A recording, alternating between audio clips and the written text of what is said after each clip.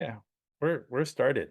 It Oh, started. I sweet. could put like a I could put our somebody might want to double check that. I could hide us, and this could be Well, like intro credits, Intro and credits.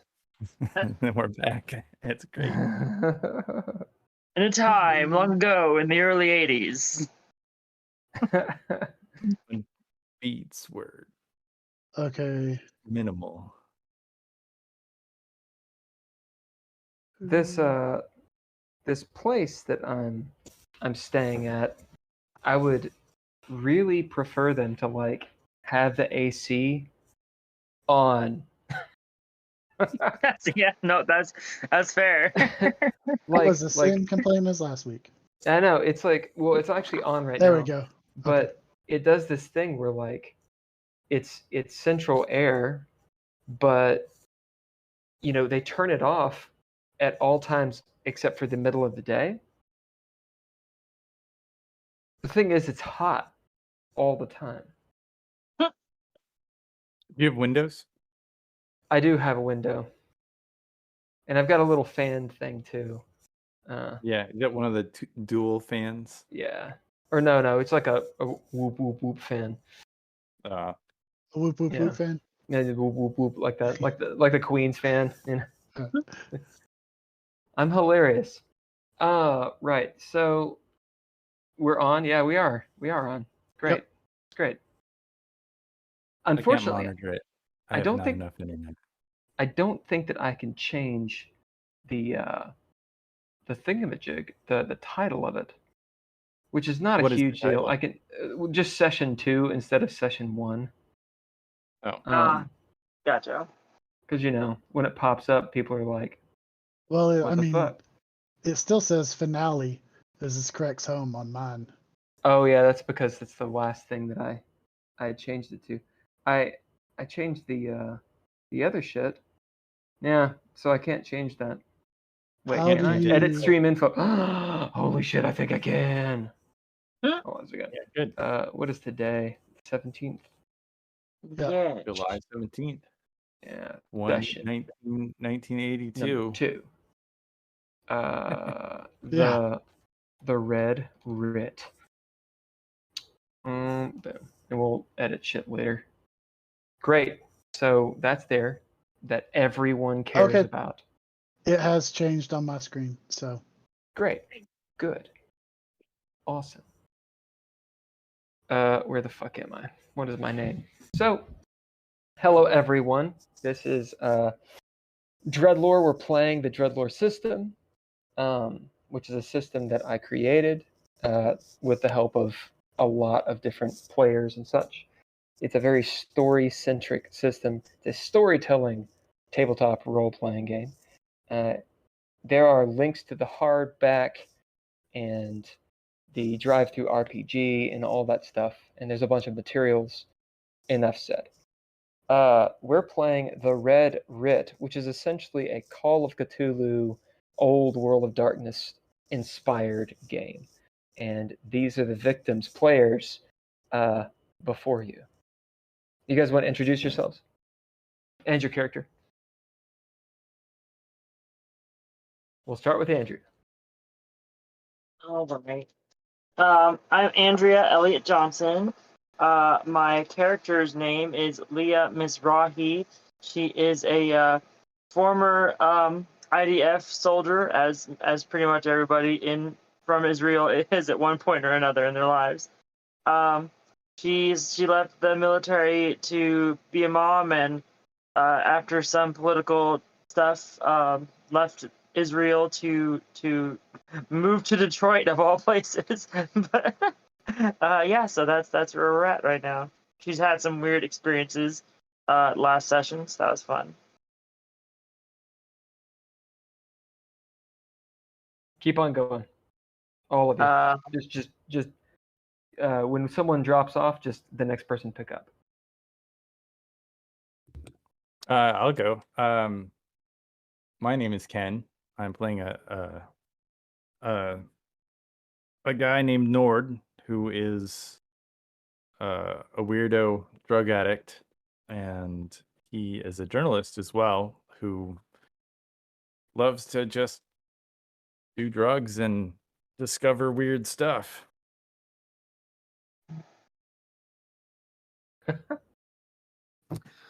Okay. My character's name is Tony Czerniak. He is a former priest, now border guard at the Detroit Tunnel. Kind of into the occult. Will probably at some point be into drugs. And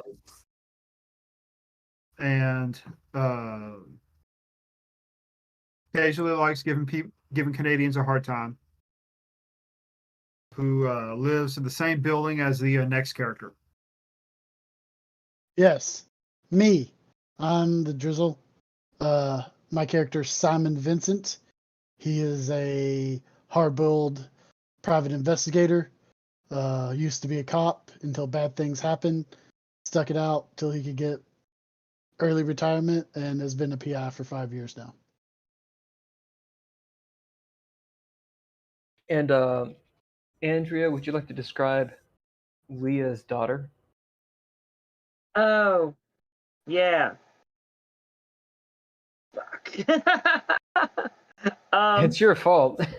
I know. Do you want me to, did you have a particular description for it, or do you want me to make it up? Make it up. All right. I mean, let's I say, have a description, but I want to see what yours is. Okay. Ooh, I kind of definitely see her as I mean, she's 10 years old, or roughly 10 years old. I haven't exactly given her a birthday anyway, but and she has sort of chestnut hair, not really like really dark, but not definitely not blonde either. I'm gonna guess, well, just based on how it went last session, she's kind of definitely very headstrong, for better or worse. And She's a bitch. That's how I'm playing her anyway. But and so her dad actually, the funny thing was because I had this idea of the dad works during the day or comes home late at night, so it's like I guess he's gonna come home to find a dead body, which ought to be interesting. But what could go wrong, right? So you have a husband too? Okay. Yes. More Yeah. NPCs. Good. Sorry. What's his name? Ooh. If you're gonna have NPCs come out of your ass, then you better have a name for them. No, fair. We'll say fuck it. Let's go with Marcus. Why not? Let's just cause. Wow. So you got Leah Mizrahi, Mariah Mizrahi, Marcus Mizrahi. Yes. Oh fuck. Yeah, that's a good point. Fuck. All right. The dad. Okay. What about right. Mish Mizrahi? What now? What about Mish Mizrahi? No. Okay. All right. So, these are notable NPCs, which means you guys have one bid for them. They're going to do whatever they do.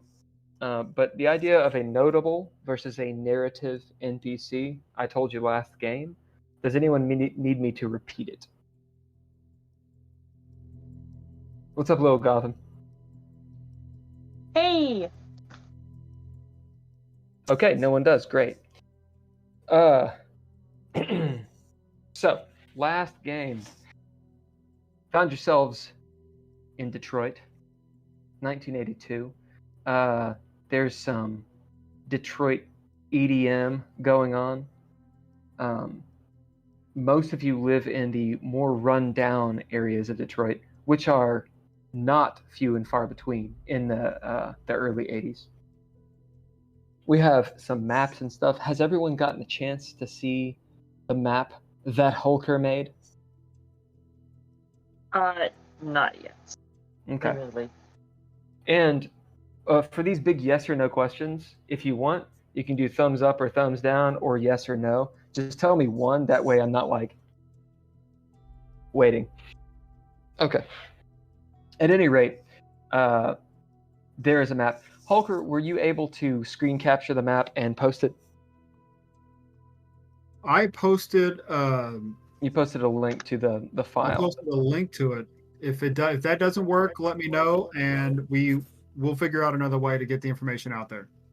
Okay. I have I have the map on a computer, and if you just tell me where to go, I can, dial it in. I pulled the Google Earth.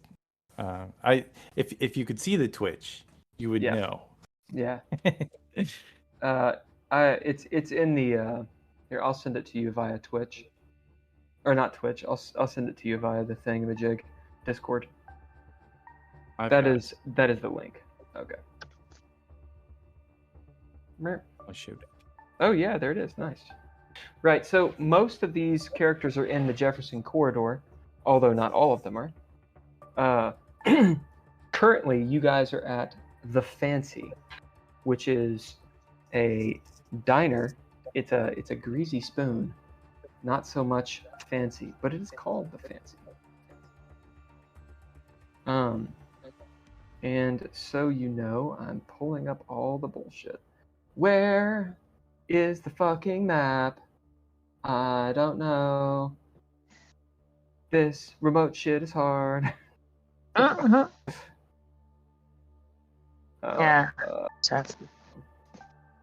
Right. So the Fancy is a little bit to the north of the Jefferson corridor, which is the big yellow long thing. That's the Jefferson corridor. And that's all you guys really need to know. Last game, motherfucker, just go to the thing. Last game, we introduced all of you and your various apartments and such, and some pretty wild shit went down. Specifically for Leah and her daughter, they were visited by one of Leah's old comrades in arms, a guy named Cloyce. He was badly wounded. He was drenched in sweat, and while she didn't do a ton of investigation, it looked like he'd been rained on. And he died. She attempted to save him, but he died in her kitchen, blood pooling everywhere. In his hand, his clenched fist, was this parchment that had all these weird hieroglyphic-looking emblems on it. This unknown language. And then weird shit started happening. Her daughter ran out. She went after her. They got onto a bus, and the Red Writ appeared everywhere. A big flash, and the bus was gone. They were just standing in the middle of the road. And eventually, they made their way to the Fancy. As it is, Simon Vincent, who's a PI, and his neighbor, Tony Cerniak, aided a different neighbor who was screaming. I believe her name is Rebecca Foster, and we determined that she is a whore, which is fine in Detroit in the early 80s. The oldest profession. They calm her down. She says that the television was talking to her. Simon Vincent had had a similar situation, but he had chalked it up to a trick of the eye, perhaps. Drunk. Yeah, and being drunk. The two of them found a weird figurine in Rebecca's couch. It's about palm-sized, and it's of a chimera type person. So the bottom half is a dragon type character, and the top half is a woman with seaweedy looking hair, all serpentine.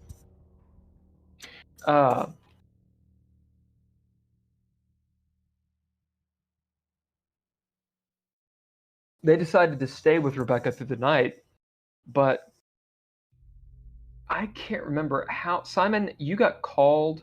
Yeah, Hulker. I wasn't by with Idaway, Hulker right? when he. Yeah, I wasn't with Hulker when he found the statue. Oh, I see, got right. I got the call, and I told him I was Yeah. leaving, And then I left, and he sat down on the couch and found the statue. I see, right on. So Tony found the figurine. In the Simon, couch. yeah. Simon got called away by Detective Hideaway. His name is Duck Hideaway. Get it? No? Okay. No one gets it. We have some getting it. Right. Anyway, to go to the fancy, it was one of those classic, hey, the arbiter is trying to get the party together scenarios. So you all go there. In the meantime, and then eventually Rebecca came out and was hungry. She tried to seduce Tony. Tony didn't get it. So he took her to the fancy. Earlier that evening, Nord Zetterberg, and I have a thought. Ken, is it possible in this stream or perhaps the next to have your all's characters' names underneath your videos? Oh, to add them under us? I don't. Yeah. I think if Discord did it, it would be. But we might be able to do that. Can you use your mouse, hover over one of our photos? It might pop up the names. It doesn't. Here's some excitement. It would be in Discord that you do it. I am. It doesn't. I mean, we're all our Discord names, and then it disappears. Right. Oh, it does disappear. Yeah, it disappears. Okay. I do put up their names when you talk about them, or when they're talking. So I believe eventually anybody who's watching will. Okay. No. All right. Well, for the future, we can work out something and figure out how to do that. At any rate, your character Nord Zetterberg, he's living in his van, his VW van down by the river, in the warehouse district. And when he sees, because he's a photographer, he sees across the water on the beach of this island called Bell Island, this abandoned island that has all sorts of mysteries behind it. He sees a light, which piques his interest. He traverses this rickety-ass bridge, this ancient bridge, to get onto the beach, and thinks that he takes a picture of a ghost. It is a native-looking woman who is luminescent, and it seems like she's walking but almost floating across the beach. Of course, it's the 80s, so he can't check his film without developing it. He decides to investigate further, goes into the forest, which is heavily overgrown, and he sees a newspaper. Do you remember what was on the newspaper? I don't think I looked. Ah, indeed. Good. Did you take the newspaper? I did. I took it. You took the newspaper. And you went into the foliage, only to find this massive rock, this boulder-sized rock, but it's been hewn, kind of like a remnant of Stonehenge. And there are all these weird hieroglyphics carved into it. It's all overgrown. And that's when you hear the rattlesnakes. Nord freezes and then makes a break for it after he hears the rattlesnakes, the mini snakes, slither away. He gets back to his van in time to see that a police car and two police officers are investigating it. They accost him. He bluffs his way out of the situation and then takes his VW down to the fancy, where he meets the rest of these people. Some of you know each other, some of you don't. In the diner, you meet Eunice, who is the waitress who seems to always be on staff. Why? Because that's the way restaurants are these days, or those days. And also, that way you only have to remember one waitress's name. I've done the whole thing where I have like 4 or 5 in different shifts. No one ever knows. No one cares. She's just always there, and she's wearing the same clothes every day. Never uses the bathroom. Basically is like a normal waitress. No one gets it. Okay. That's the situation. It's about 3 days, 2.5 days, because it's very late now. I think I said it's about midnight or coming on to midnight. In technically 3 days from now, there will be the equinox, the spring equinox.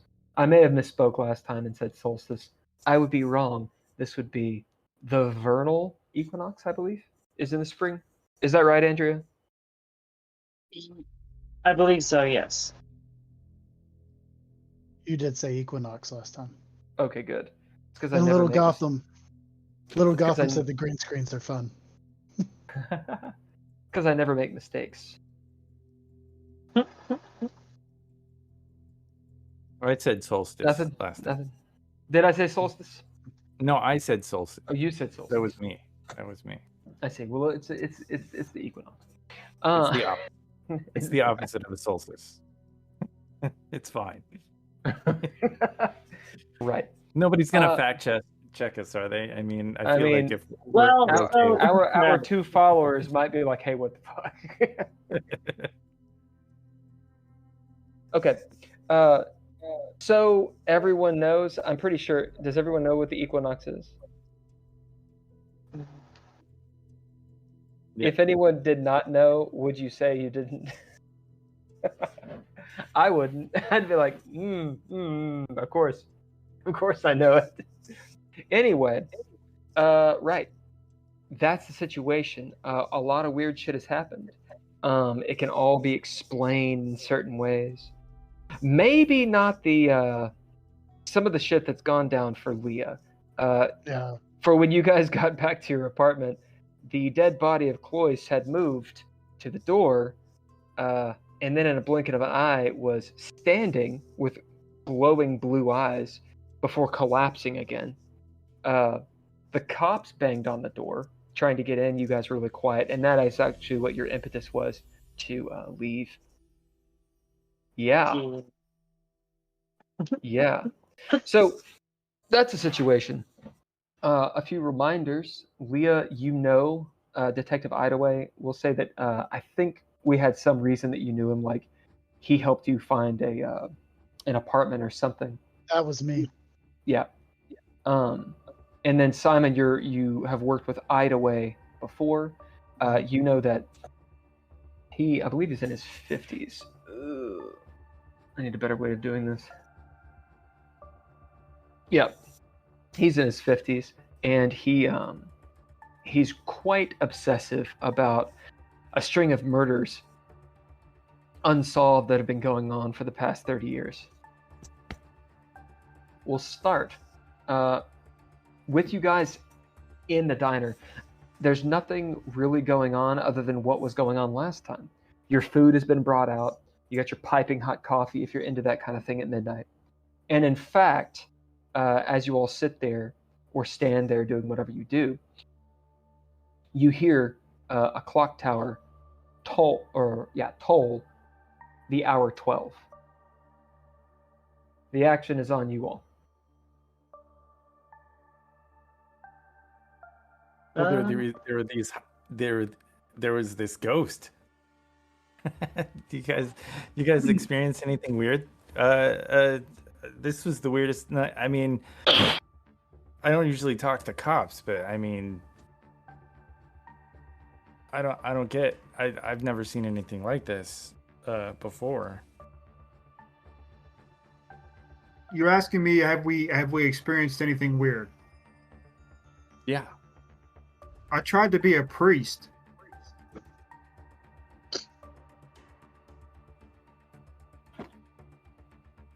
Well, that's weird. I mean, I admit that it's weird. Yeah. That's definitely weird. I've traveled the world, and I went to this island and saw this ghost, and there was this pillar. It was like Stonehenge mixed with like, a Grateful Dead concert.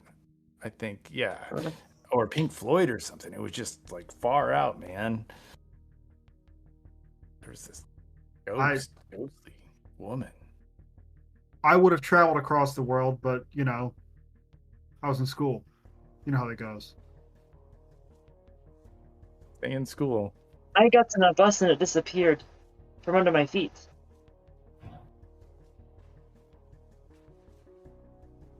What disappeared? I was on a bus. Well, I was getting my daughter. And we got on the bus, and shortly after I was getting ready to get off the bus disappeared from underneath my feet. It vanished? Yes. Well, I've never heard of anything like that happening before. This is far beyond anything I've ever heard of.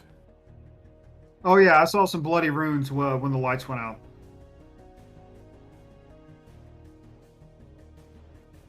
I saw that as well in my house. Did you write? If you could you write them down? Actually, I can do you one better. And at this point she'll reach into her pocket and pull out the note that she got off Cloyce and hand it to your character, Hawker, and say, "Is this what it looks like?" I'm gonna look at it. Yeah, I'm gonna jump over there and look at it too. Do these look anywhere near familiar with to what I saw? Oh yeah. Then I say, "Oh Right. wow, this is yeah, well, this is definitely connected." Yeah. Yeah. Can I read them? Now this is all getting weird. So yeah, I saw these same runes or writing or whatever at someone else's place, probably at the same time, near where I live. So that's not gonna doesn't bode well. I got to go back there tonight to like sleep, So and I'm sure you got to go back to your place as well.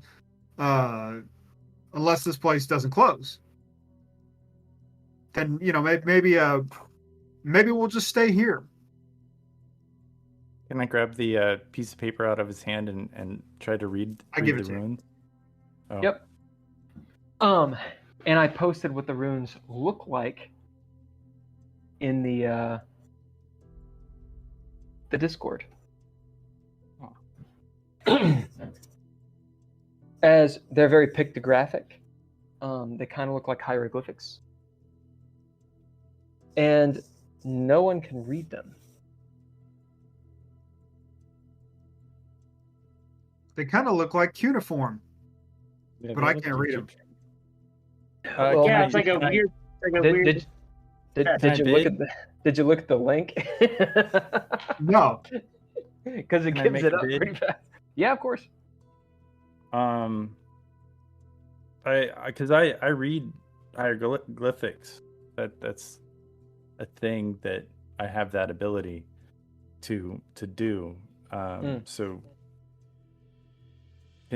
does it remind me of anything or Yeah, we'll say go ahead and throw down. So it'll be Okay. your action die, which is a D10, and it'll be yeah. your mind aspect die. Okay. The threshold for this will be 2. Since you bid hieroglyphics, since that's something you already know, this will be to determine what these are. You know that you can't read them, but you can get some information about them, maybe what actual script they are. Okay. So that's 2 successes. Nice. So that is limbo. Do you have anything to bump you up over it? Which limbo is a yes, but, which is fine. Could I use journalism? So you need an ability that gives you a bonus, or you can bid ninja gear that gives you an extra die. Oh, yeah, I don't have any. I mean, I'll take a photo of it. So You want to bid your camera by taking a photo of it? yeah, I can. Yeah, okay. bid All my camera. right. Does your camera have any traits on it? Yeah, it's got a couple. I've got a lens and a lens kit and a flash. Okay. So that means that it is a D8 that you gain. Oh, So it's no, it normally has. It just has one additional. okay. thing. So It's it's a D6. All right. So Yeah. roll a D6 and see if you get a success on it. No. Nope. All right. Can I use learning a proficiency to reroll the die? Yes, you can. All right. Let's try that. No. All right. I'll be in limbo. So with limbo, with a threshold of 2, as you're sitting there looking at also someone can aid him. I know you guys are new to the mechanics. Someone can aid. The way you aid is you bid a trait to aid him, and then you give him one of your aspect dice. So you can do that if you want. And actually, as many of you want to do it, can do it. Although you don't have that aspect die anymore until the next sort of encounter. You know what, Howard? I'm gonna bid Israeli and give him my mind aspect dice just because you're All right. kind of living the whole All right, what is your mind aspect? 4, so it'd be a D8. Okay, so you get a D8 as well. That would be a success. So it's All right, so you're at 3 successes. So you beat the threshold. You have a clean success, is what that is. As you sit there looking at these hieroglyphics, you realize they're not hieroglyphics at all in the sense of Egyptian hieroglyphics, what normally people would say. You think it's older somehow. As you've seen this before. Leah, how do you aid him? What do you say to him? I'll say to him, I'll lean over and say, "Oh, I think I've seen something like this, maybe similar, in the Middle East."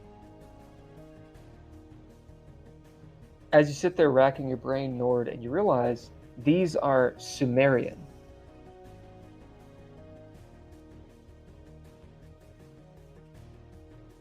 these are Sumerian. Yeah. That would make sense. As It's Holker said, incredible. This is like the oldest. These are hieroglyphs from like the first civilization on the planet Earth. It's incredible. Where did you find these? You know, it's from around 8,000 years ago. I'm sorry, 10,000 years ago, about 8,000 BC. People in Mesopotamia and such probably used it. It's old shit. This is an incredible find. I've only seen, what is this? Is that predate the Dead Sea Scrolls, I believe, or it's Oh, it is the yeah. Dead- Sure. Oh yeah. That's older than the 8,000 Bible. years. Yeah. It's old. Yeah, it's older than some Christians think. The world. It's impressive. It's impressive. But How do As you know you it's feel that like- old? I'm sorry. How do you know it's that old? Just it's a gut feeling. I mean, these are the scribe, the lettering, just the dashes and the points and the way that it kind of melds together. It's like a fundamental. I've been studying the fundamentals of reality and of ancient cultures for most of my life in various ways. Leah will lean over and say, "Do you think it's possible someone could be using Sumerian as a code?" As you will get a pip, Nord, you realize while you know the language and can sound it out, it doesn't mean anything. And you don't necessarily know Sumerian, but unless you do, but regardless, you can tell it's not the Sumerian language. As Leah says that, it confirms in your own mind, oh, this is some sort of cipher or code. This is the code. because it doesn't make sense. It's like the tree by the sky in the water. I don't It's know. actually pretty close to what it actually says. Well, in Doesn't all make any sense. fairness, that it makes a lot of sense. If criminals are running something through here, they're obviously going to use code. They're just using code from a long time ago. Maybe it's just a cipher for English. I have no Possibly. idea. Either way, does this have to do with what you were calling me down here for? Give me a second. I'm getting. You'll notice that Rebecca Foster has moved over and is looking over your shoulder, Nord and Leah, your shoulders, as she's sort of leaning there. She's in her her night dress. She's got a cup of coffee with like a shitty greasy spoon biscotti on it, and she's sipping her coffee, looking down. Whoa. Simon, you're talking to Detective Idaway. He's looking. He's not paying attention to any of that. He has this dossier out. You notice there's like several people, several files in there with big black and white photographs. You know, people holding up the numbers and everything, as well as just general information about different people. And he's thumbing through. You can see some of the pages where he's thumbed through so many times. The oil in his hands has caused it to brown and such. And a few of the papers are potentially decades old, as they're all dried and crispy. His nose is in this dossier as you talk to him. He doesn't seem to notice what you're saying. Hey, I'm waving my hand in between him and the paper. You called me down here. Right. I was wondering, and he kind of looks up and notices all of them looking at this cuneiform. He shakes his head. Sit down. You're sitting in front of him, or are you standing? Yeah, I'm sitting in front of him. Have you ever seen these people? And he turns the dossier around, and you see before you a couple documents and some pictures. They're of two girls, maybe teenagers. You actually see their birth dates. Makes them about 15, 16 years old.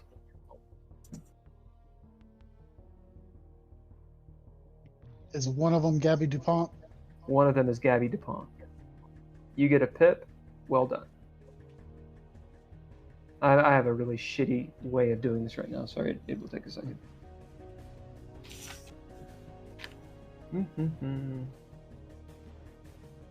Right. Yeah, one of them is Gabby DuPont, Gabriella, and then one of them, you see the name is Annabelle Butte. And I can give you descriptions as you ask and if you bid and all that kind of stuff. Oh, well, I know who Gabby DuPont is. You do? Yeah. Have you seen her? Have you seen her? I have not, but I've noticed that I've seen the reports that she's been missing. You see I know his her too. face kind of fall a little bit. Have you seen her before? I believe I saw her at the parish I used to work at. How long ago was this? Oh, this must have been several years, at least, probably 5. She would have been much younger then, so I don't think I would have recognized her. But I do recall that name and her family. Damn it! But this other girl, Annabelle, I've never heard of her. Steve taps it. Well, there's a good chance that she's gonna go missing next. You see his eyes are kind of wild. Sort of reminds you maybe in a way of Nord, as one of his eyes kind of like bugging out and it's all bloodshot. you could gather that Idaway has not slept for a while. So, do you know where this Annabelle girl is now? Is that what you want? Is you want me to follow her, make sure she doesn't get kidnapped? You get the right of it.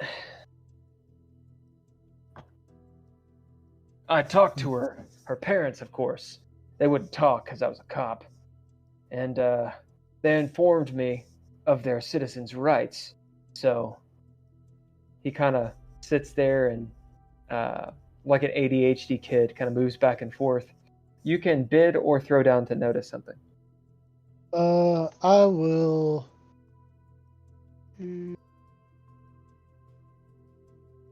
our traits get refreshed? Yeah. Okay, so I will bid observant.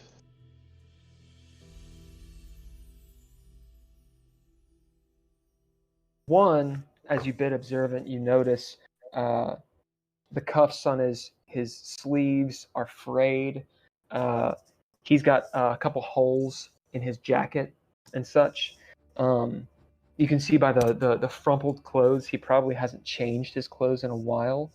As it kind of dawns on you, he may have not been home in days, even weeks. It's only now that maybe you smell over the greasy spoon smell, the stale car smell coming off of him. And you see just the slightest tinge of white substance under his nostril. So you need someone to share shifts with you. Try and try to keep yourself up longer than you should. Yeah. Well, even I have my own limits, Simon. You should never have left the Force. I had to get out of there after everything that happened. I suppose some of us have to quit. Rocks back and forth a little bit. No offense. Hey, I'm just getting paid more to do it now. Fair enough. The action is on you all. Can I look? Can I look at the detective? What was his name again? Duck Idaway.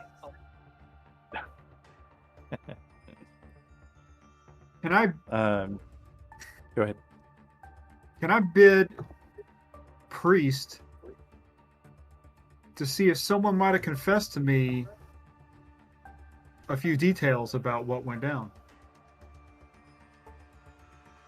The details of what? Why Simon's no longer a cop. Oh, interesting. Okay, sure. Go ahead and throw down, and we'll say, Simon, have you tried to keep this quiet, hush hush, or is it something that if somebody dug into, they would find out? Oh, if somebody dug into it, there's this official story. Okay. So go ahead and get throw down. It'll be a threshold of 1 because someone probably did, and you'll get the official story. If you can crit that, so if you can get a 3 on it, then Simon can tell you maybe what you would have known. So That's what, a D10 and a... So yeah, the D10 is your action die. So you get that. Your aspect, what would be the aspect to go along with this? I'm going to guess it would be a simple mind, just to see if I remember it. Sure. All right, here we go.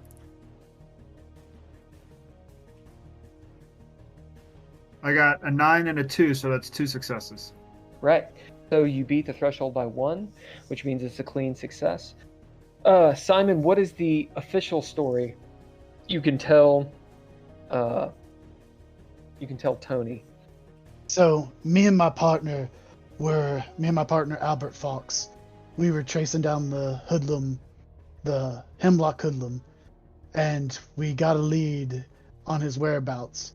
When we went in, we caught him there, but he had the biggest dog I have ever seen. It came out and attacked my partner and drug him off.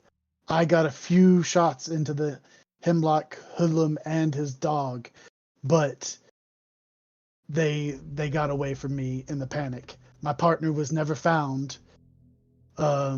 Nobody believed me about the dog. And after that, the Hemlock Hoodlum went to ground. I was not able to find out where he was. Some of the cops made fun of me because of my description of the dog. And so I spent 2 more years in the force before I took early retirement. You look at Idaway as you can tell Tony that he knows the story as he's just sitting there nodding along with it.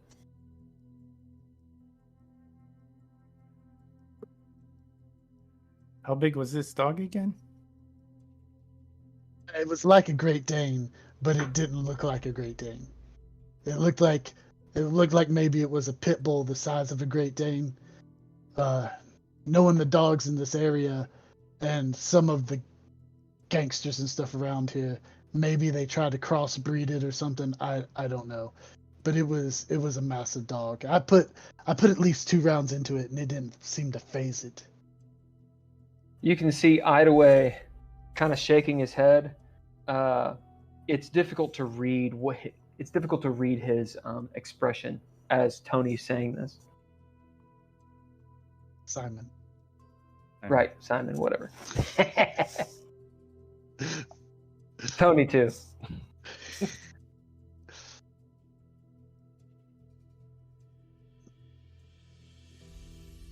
Can I look at this hideaway guy? Yeah. Like, do I see the white substance on his nose and What do you bid? snooping? Because I've been van lifing it for a while. I just I want to assess if he has any maybe he's got more than just cocaine or whatever. Yeah, Like as maybe you a little smell and kind of like as you are able to, you can see Idaway reacting to all of them, and he's not looking at you. You're able to get your voyeur on and give him a look over. And you notice all of the things that I'd mentioned to Simon. And is he gaunt? I mean, is he It nourished? looks no. He's in his maybe middle-ish 50s. It's kind of hard to tell, and he probably eats really poorly. So he has like the little pot belly, drinks a lot, but otherwise, yeah, he's fairly skinny. So, guys, You'll say that he's got like some gummy bears stuffed into his pocket. You see. Oh Lord. I don't He'll know what eat to some. make of. I don't know what to make of lost, missing girls. That's the first I've heard of anything like that. Do you think this is all connected? Idaway looks up. Everything's connected. It's all connected. It's all been connected. Yeah, you're a journalist, and this is the first you're hearing of lost girls. Well, these missing girls. I mean, I didn't know. I've been studying other things. You lately, hear like- Rebecca Foster. You can like hear her turning on her heel. She rolls her eyes and she says, "Oh, brother," and goes back to the table, sits down, and starts eating her late night breakfast. Has news of this stuff has this stuff made the news yet, or is it just us and It's been all over the news. Yeah, I don't have the Gabby part has. Not just the Gabby part, the whole thing. Just people Yeah. don't pay attention anymore. As he takes the dossier and holds it up like a fan, like a grandmother would like wave at you. It's all in here. They just don't listen.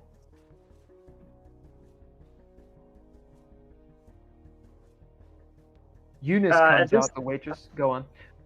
I was gonna say at this point, Leah will bid Soldier, to say that she's seen this kind of erratic behavior from Soldier, from guys in the hole, trying to stay up too late, to do the job, and she'll put her hand on his shoulder and say, "I think you need to get some sleep, friend."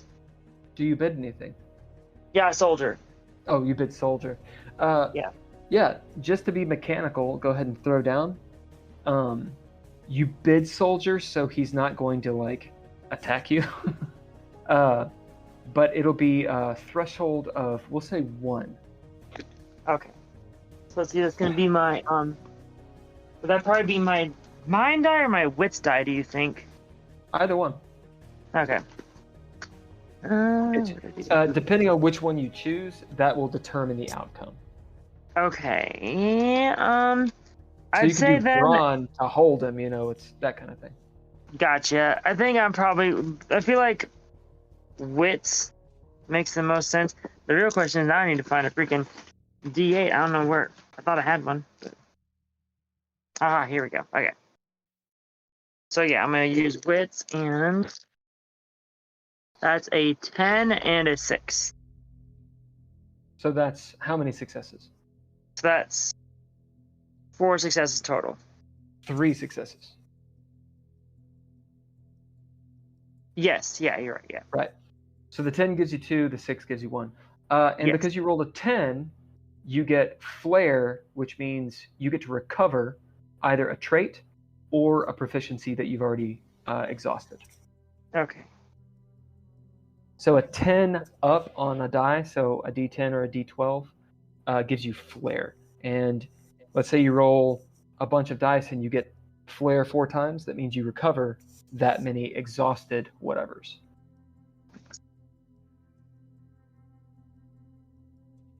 How many did you get? You got 3. So more mechanics. Threshold was 1, you got 3, so you beat it by 2. That gives you a narrative point. You can use that right now, which is the idea, but you can also bank it. Remember, you can only have 5. I'll bank it for now. Okay.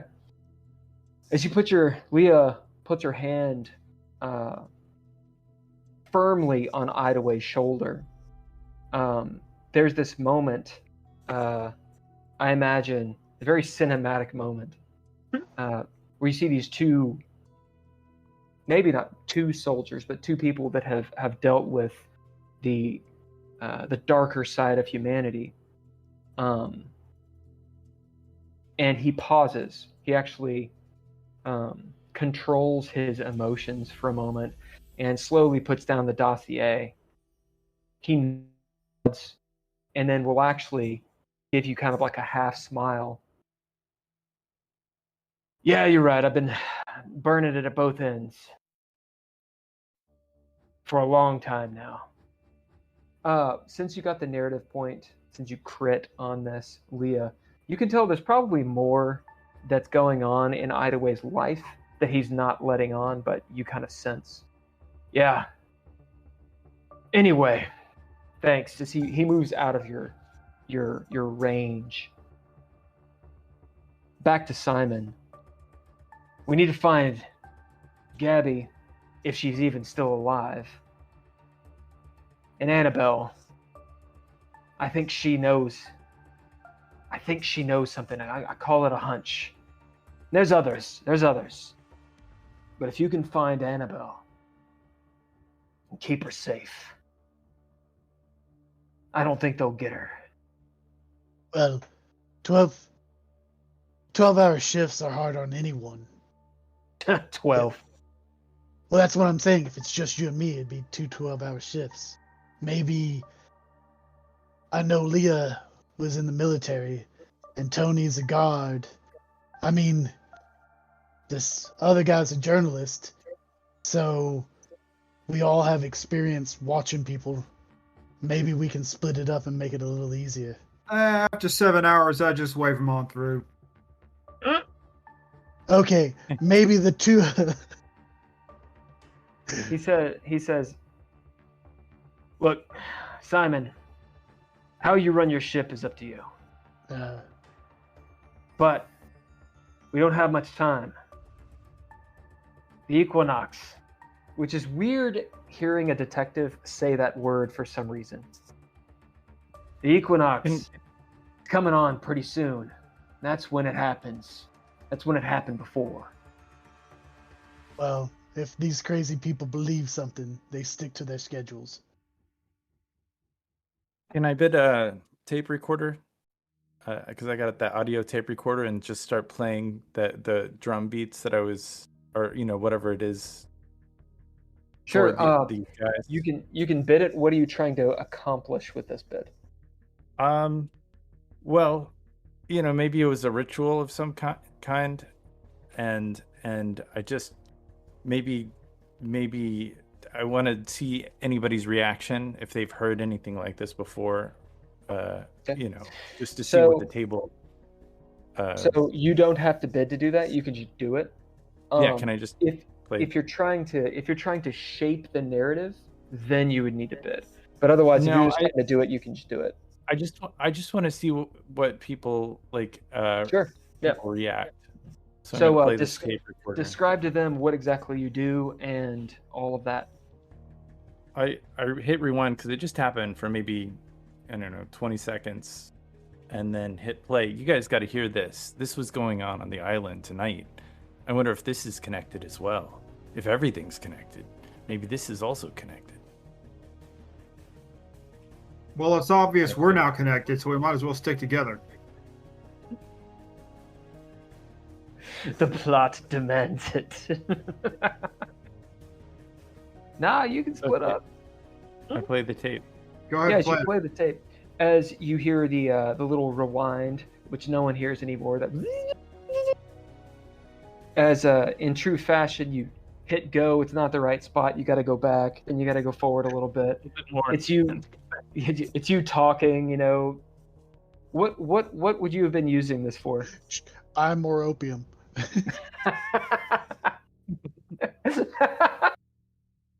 I will give you a pip for that. That's good. Yeah, as you click it, and it's you recording, buying opium from the dude, just in case. Just in case you get jumped, you're like, all right, I'm about to meet so and so. As you quickly. Nope. As you get to the right spot, you hit play, and you all hear the sound of. It almost sounds like a jungle, not like monkeys in the distance, but like this nighttime sounds, bats fluttering around.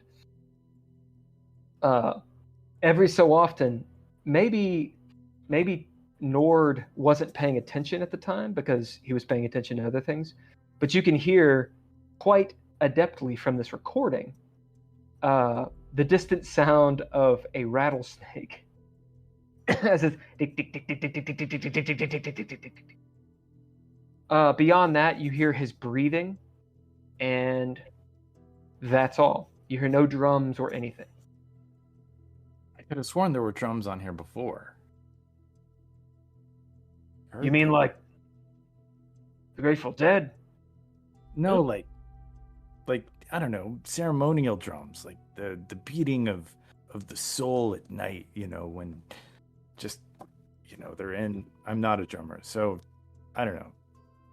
I think the coffee's getting to your head. He looks. It's not. Either way, looks around at you all. Yeah, I know what you mean. Real. I'm telling you, it was real. Eunice comes out with more coffee, pours. So, Huns, you all burning the midnight oil? What's going on? Looks like you're all having a book club at midnight. Can you get some pancakes for my daughter?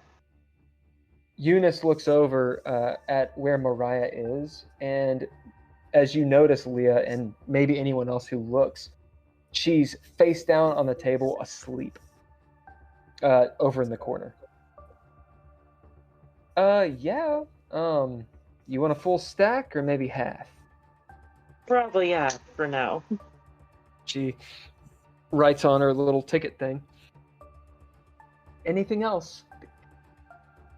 Yeah, probably a cup of coffee for me. No problem. As Eunice goes into the back. And yeah, that is happening. Rebecca's... Go on. Either way, do you have an address for the Annabelle? Maybe we can go scope the place out and kind of watch Yeah. it for tonight so you can get some rest. Yeah, I do, but he leans in. You guys can all hear him, but he leans in nonetheless and whispers, but it's loud enough. It's like when a boomer whispers. Technically, you're all maybe boomers or Gen Xers. He's definitely a boomer. As We're all he's like, boomers. as he We're all says, boomers. yeah, but just keep out of sight. I was over there for quite a while. If you get my drift. As he I know what slides I'm you the address. The address is near the Jefferson corridor, just across into Grosse Point.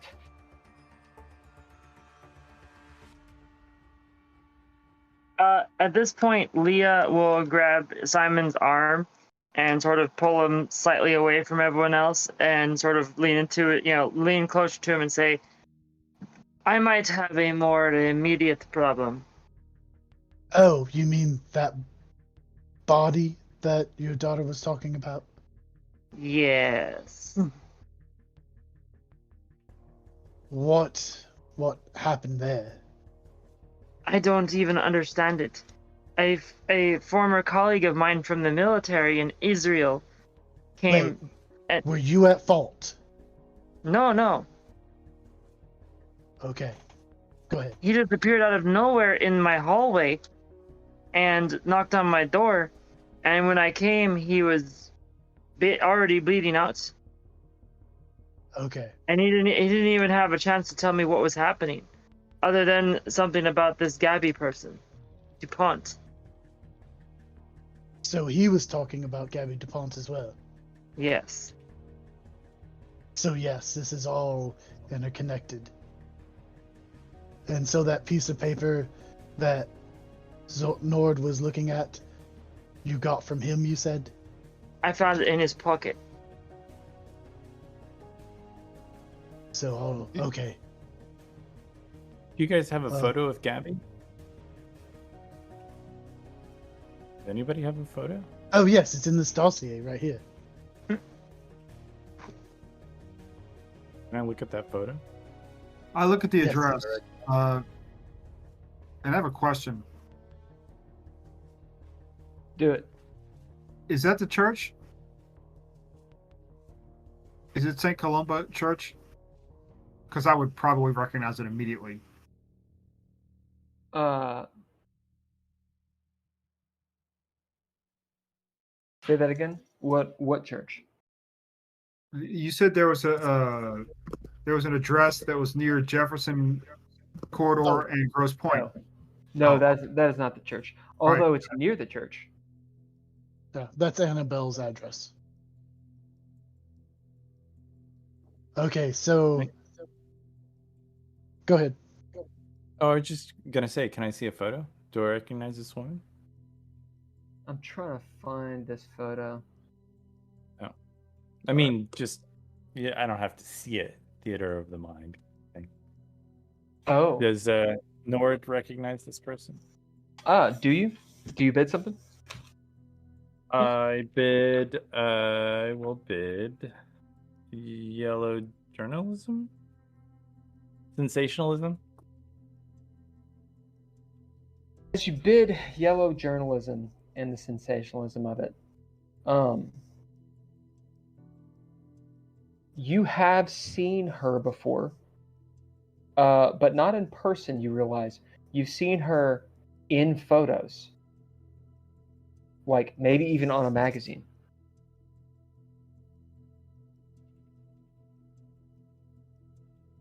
She's pretty. She is. I need to make sure I'm 100% right on this. Sorry. It's a problem with notes. You actually have to like say the same thing every time. She is lovely to behold. She looks like she's around 15, maybe going on 16. She's African American. Her hair is arranged in this. It's not a headdress, but it's this wild but short formation or style on her head. It's something fairly new. This is maybe not. Yeah, it's fairly newish, and it's very counterculture. It's spiky and whatnot, as you realize it is goth. This thing called goth. She has on very classic goth makeup. It's not like all painted white or anything, but you see her clothes. It's maybe from the shoulders up. Looks strange at first, but then you realize it's all this Victorian style wear. And she'll have like little earrings that have like skull and crossbones. So she is lovely. She's also witchy, it looks like, and gothic.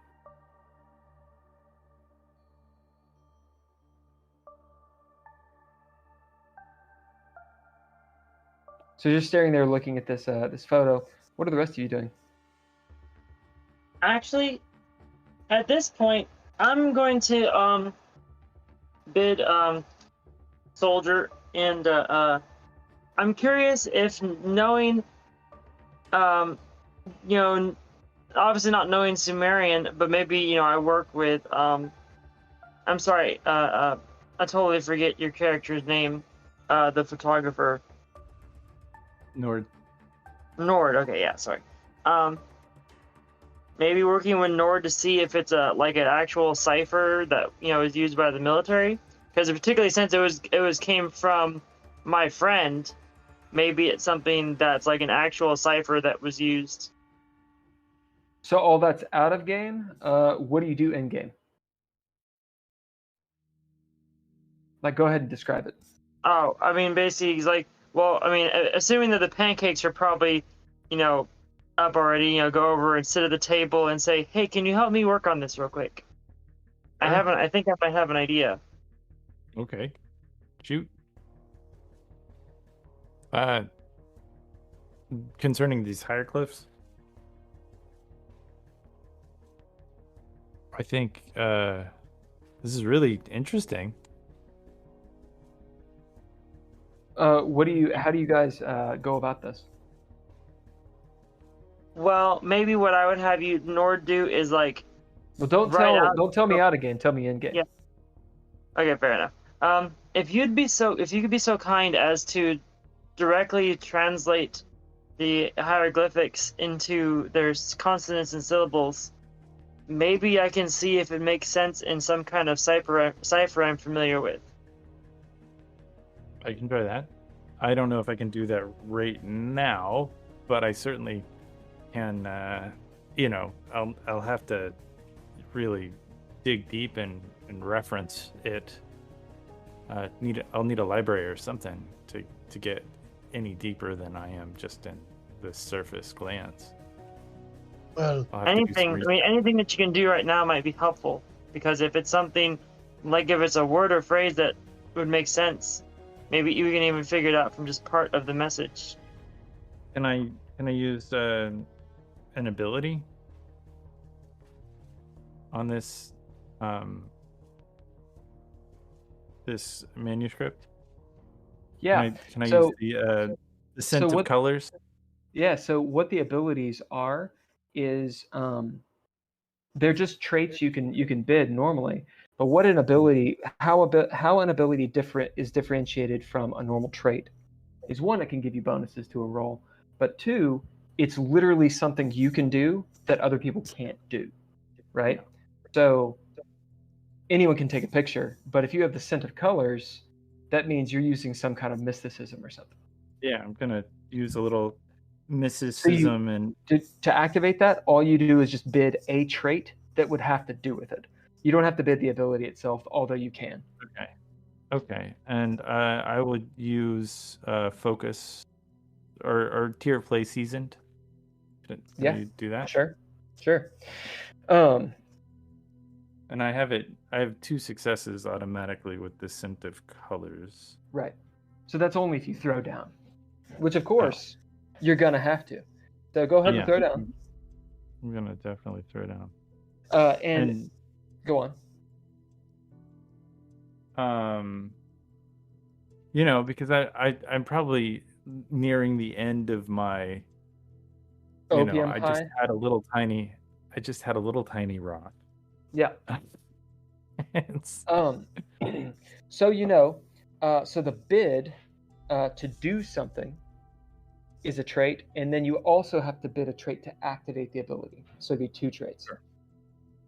So seasoned, and I will do great or break. Is that? That's a gift. You can do that. That is a trait. So which one of these is for the main action? The main action of kind of looking deeply into this script. Yep. Like using mysticism to read these runes. I used ancient hieroglyphs before. So it's exhausted.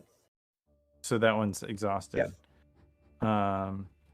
Well, I'll use it. Worked in the past. Yeah. Oh wait, or am I just throwing too much stuff? Okay. All you need is 2 traits. Okay. Oh, all I need is 2 traits. So I'll use greater break and seasoned.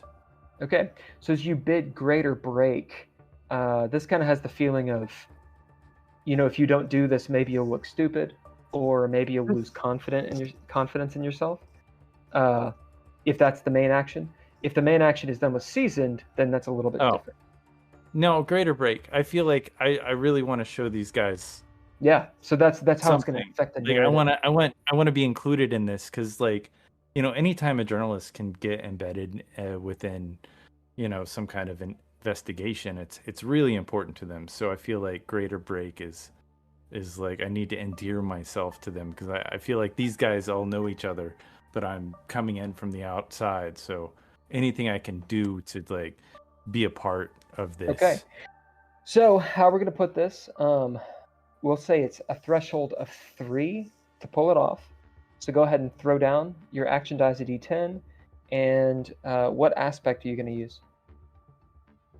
The aspect is mind. Okay. As your ability gives you an automatic +2, all you need is 3 successes for limbo or more for a clean success. The stakes on this, so you guys know, if he fails, which I doubt he will, then he doesn't come off the greatest to you. Is an 8 2 successes? That is. Okay, so I got 5 successes. All right, describe this scene for everyone. As you do crit, you get a narrative point. Okay, and I'll go ahead and use the narrative point. Yeah, what that means is you actually have some control over this scene. You can change it a little bit to your favor. I'm gonna grab a pen out of my shirt, one of my little things, and I'll just start writing on this thing, and I'll do dashes and dots and be like, oh, this I when I was into Paul, I totally this is Ty. How is it? It's all connected. Oh my God, it is connected. This is crazy. This the synchronicity of this entire thing. It's mind-boggling. I don't know what to. And then I break it all down. What does it say? What is this meaning? As you all see Nord go on this rant, and he's writing all these scribbles. But for some reason, it actually starts to make sense as he's starting and stopping and just saying fragments of words. You all find yourselves actually able to follow his train of thought, and you find yourselves looking at that piece of paper. Is anyone attempting to resist this railroading?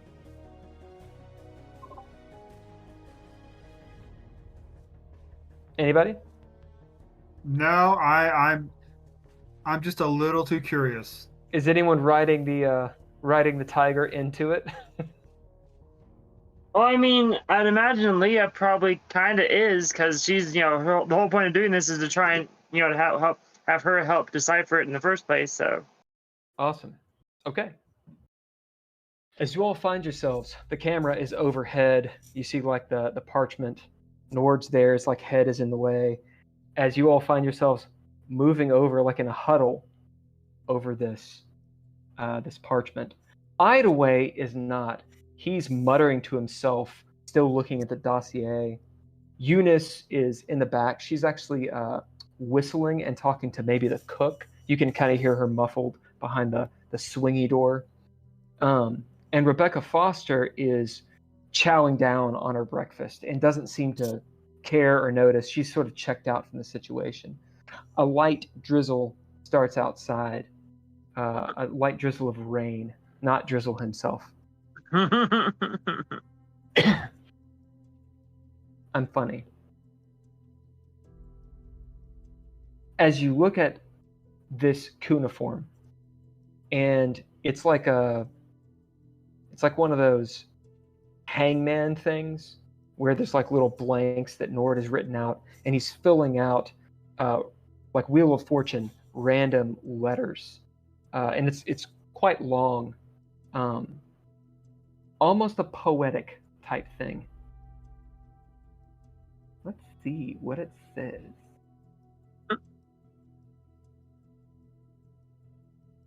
The first thing you see, it spells out calamity and then repeats disaster. The earth shakes with the tides. This has happened before and it will happen again. The flood. And it's like big, scratched out letters. The flood, the flood, the flood. And it says it 3 times. Devours all that once lay under the water before they receded. As you're sitting here looking at this and it's being filled out, you can hear the white noise of Nord's tape recorder still on play. As subtly you hear drums. These ceremonial drums. And a distant voice of like a chorus of men around a fire perhaps, chanting this ancient language. You notice, Leah, that Mariah actually wakes up with the noise, and her eyes are staring, leering at this recording as she's somehow involved as well. The last thing you write, Nord, the demon awakens. And at that moment, a slam, boom, on the window outside. And you see the body of a man in a rain jacket with a wide-brimmed hat, basically the male form of Carmen Sandiego in Detroit in the 80s. Slumped up against the door of the window. And he's holding this big bottle of whiskey. As he looks up, you can see just the bottom of his chin, rain flowing down, tons of stubble. This old man, maybe 70s, it's kind of hard to tell, as he pukes all over the entrance outside, just blah, wretches everywhere, and stumbles off against using the window to prop himself up, stumbles off and out of frame. As Idaway goes, "God damn it, not him again," and stands up and walks out the door. As he opens the door, the wind blows in, this cold wind, unnaturally cold it seems. And Idaway steps over, kind of hops over the filth, bundles up, and starts moving towards whoever that guy was. I asked Simon if he's ever arrested him.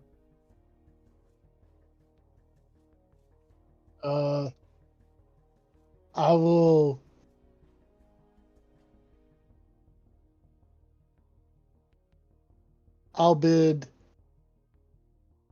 hardened.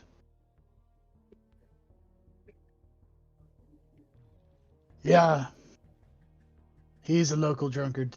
Usually spends 1 or 2 nights in the pen, sleeps it off, and goes back out.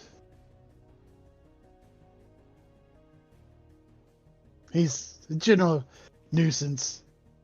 Doesn't ever do any harm, but I've had to wash my uniform once or twice after dealing with him.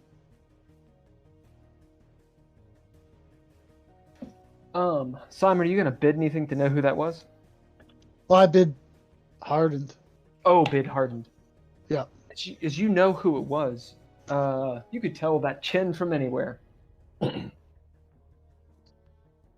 That was William Tibbets.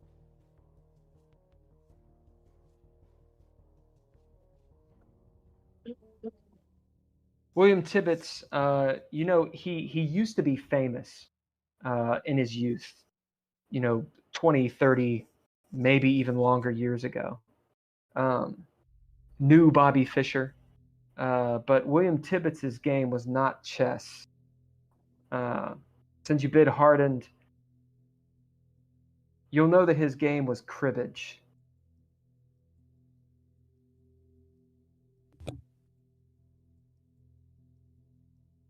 What a game. Okay. Yeah, that's old drunk Willie. The minute his fame left him, he hit the bottle and hit it hard. We'll actually say, tell me high or low. Low. That is low. We'll actually say that you see he dropped his bottle of whiskey as it bling, bling, bling, bling, bling, clangs and does the spin the bottle thing on the sidewalk outside. And it is halfway full. I wouldn't touch that bottle, though. You don't know where his lips have been this evening. I know where his lips been. It's been on other bottles. Yeah, in between the bottles. That's what you got to worry about. Oh, like what? He's been in between the bottle, you know what I'm saying? But it's whiskey, right? It's disinfectant. Yeah, it's fine. Yeah, it's also rot gut whiskey. So, I mean, you want to take a swig of it, be my guest, but I'll just take a swig of this instead. But you know what we probably should go check on that body in your apartment, Leah. Eunice will do that. Eunice will come out of the back. All right, so are we doing checks? Do we want anything else? Does anybody want pie? Did Idaway pay for his? For my coffee. Idaway did not pay for his. I'll get Idaway's. It's going in expenses. I'm gonna use a kettle and give a nod to Eunice and walk out. Yeah, you do. As you bid kettle, which means you can get away with something once, perhaps more. She smiles at you. She's taking a shine to you. And as you walk out, Nord, at the corner of your eye, you see her smile really big. And as you turn back, in the glass, you see everyone, their warped reflections. But you notice that Eunice has no reflection. As you do a double take and look back, and she's standing there smiling at you. As you look back at the reflection, she is there. Can I take a photo of that? Of what? Of her? Yeah, just of the scene. You mean of that flash in the door? Yeah, just take a I noticed that is the reflection still gone? Yeah, it's With gone, her? or it is now there. Oh, it is actually, now there? Tell me high or low. Tell me high or low. Low. It is low as you turn, maybe stammering at the door, and see, in fact, she has no reflection. Yeah, just a wide shot of the scene. As Nord whips out this camera, crank, crank, crank, crank, and takes a picture of it. What are the rest of you doing? Leah will start getting money out and getting ready to, to pay her bill. Yep. I hand Eunice some money for my coffee. Rebecca is still sitting. She says, I want some pie. You want some pie? Leah will look back at her and say, well, I guess you can sit here by yourself. She frowns at you. Do we really need more of your kind here? Definitely more than we need more of your kind. I've seen you out on the corner at night. She sticks her tongue out at you. I say, hey, hold on.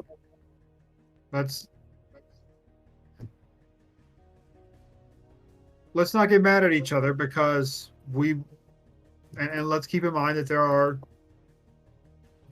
are issues that there are bigger issues that we are both having to face at the same time. I will. Rebecca. Eunice, get Rebecca a piece of pie. I'll cover it with Idaway's food. Rebecca, here's some cab money. Get home safely. I will check in on you when you get back. Me? If you want to sit here, we've got to go. There are pressing matters. You hear Mariah, Leah. She goes, Mom, I wouldn't mind some pie too. Are we having pie? Mariah, I'll get you some pie tomorrow, okay? I tell Rebecca, I say, look, we live in the same building. I'll be in touch. I'll check in on you. So you're all leaving me. And she's sitting there in like this flowing nightgown with this big plate of food. No, I don't want to go home in this. Alone. Fine, go. I'll be fine if she lights up a cigarette, which you can smoke indoors. Tony, you brought her here. All right. Well, look, I can take her home, but we got to meet somewhere. No, don't worry about it, she says. You take me home, nothing would happen anyway. All right, see you. I've got a Buick. Do you guys want to come with me? Or Yeah. Guys, it's gonna be a tight squeeze. Mariah can sit on my lap. Okay. So we'll probably we'll check out the situation at your house and then head over to this Annabelle's house to scope it out. Rebecca's just I'll sort follow of him in my silently judging something.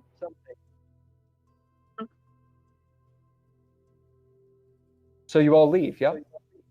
Yeah. Okay, Simon, you gave Rebecca some cash. What do you bid to give her enough cash? And this is essentially how resources and wealth works. if you, for example, have money, you'd have like a trait that says like petty cash, and you just bid it, or you bid something else, and it's the idea that you have given that money up.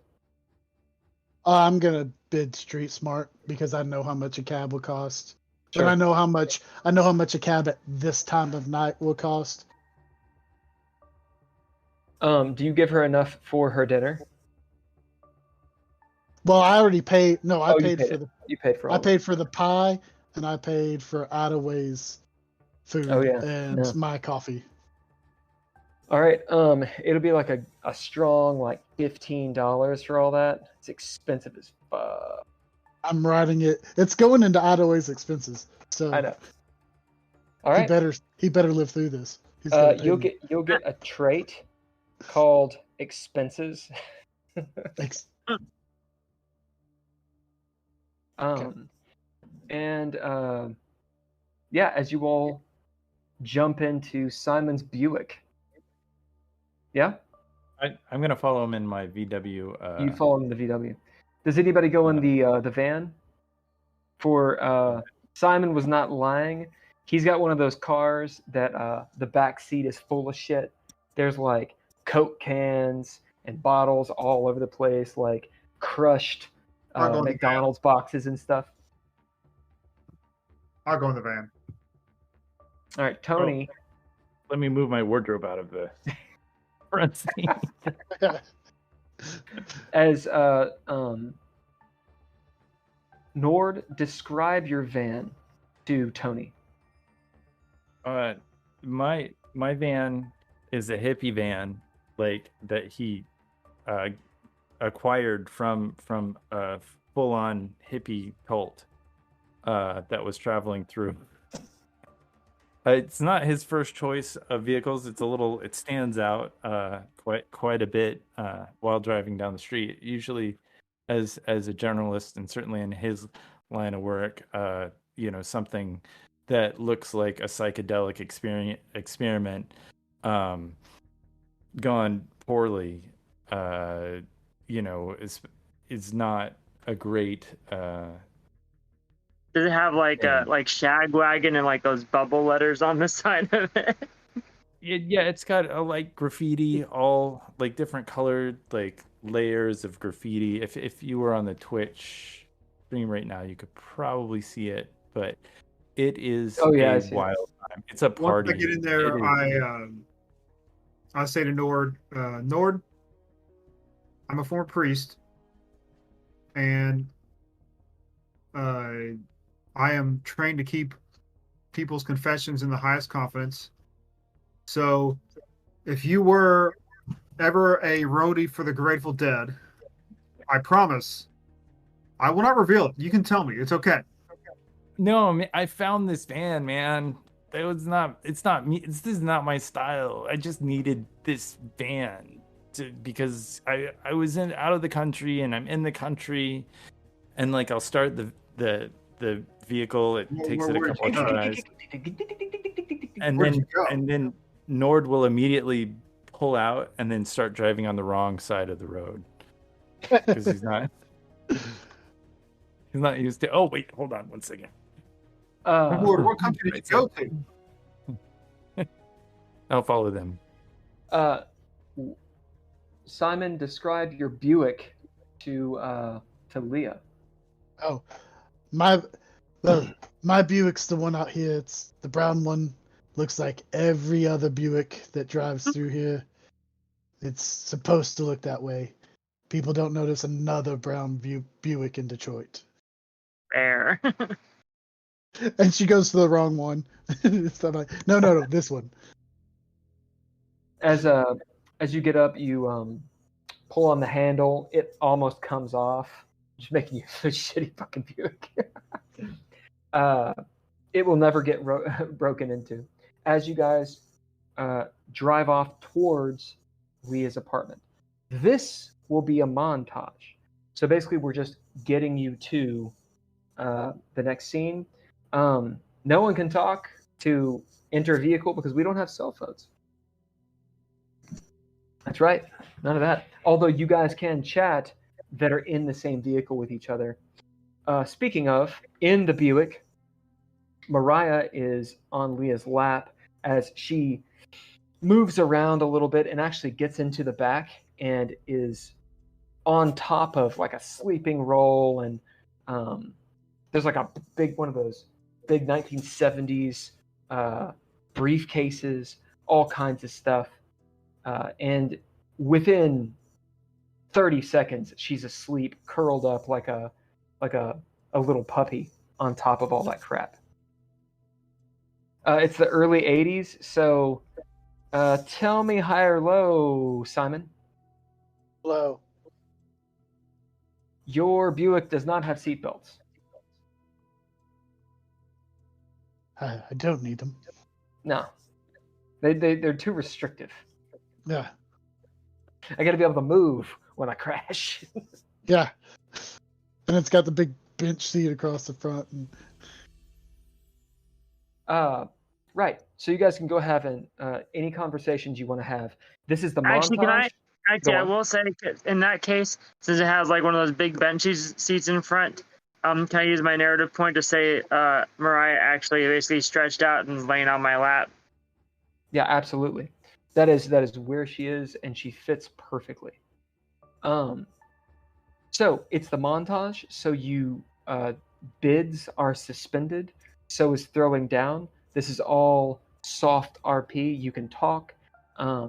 If you want to change the narrative, we drop out of the montage and we go into the dread, which is what you guys were just in. Otherwise, we get to the next encounter. During the montage, you can spend XP for advancements if you have enough XP, which is 3 XP. Or if you have advancements that are built up, you can actually spend them now. So, Leah, I know that you've retired from the military and stuff. Are you okay helping out with this case? Well, I mean, it's kind of too late. I've already involved, much to my chagrin. Okay. I just wanted to make sure before you got much too more involved. But kid's life could be on the line. I'll make sure she's taken care of. Okay. But unfortunately, one way or another, we need to figure this out, if only to clear any potential problems from a dead man showing up in my door. There is that. So I won't help you I know dispose of if the this- body, but we'll figure something out. I know if this becomes a problem, we're not probably going to be able to keep our green card for the time being. We'll figure something out. I just need to see what's going on.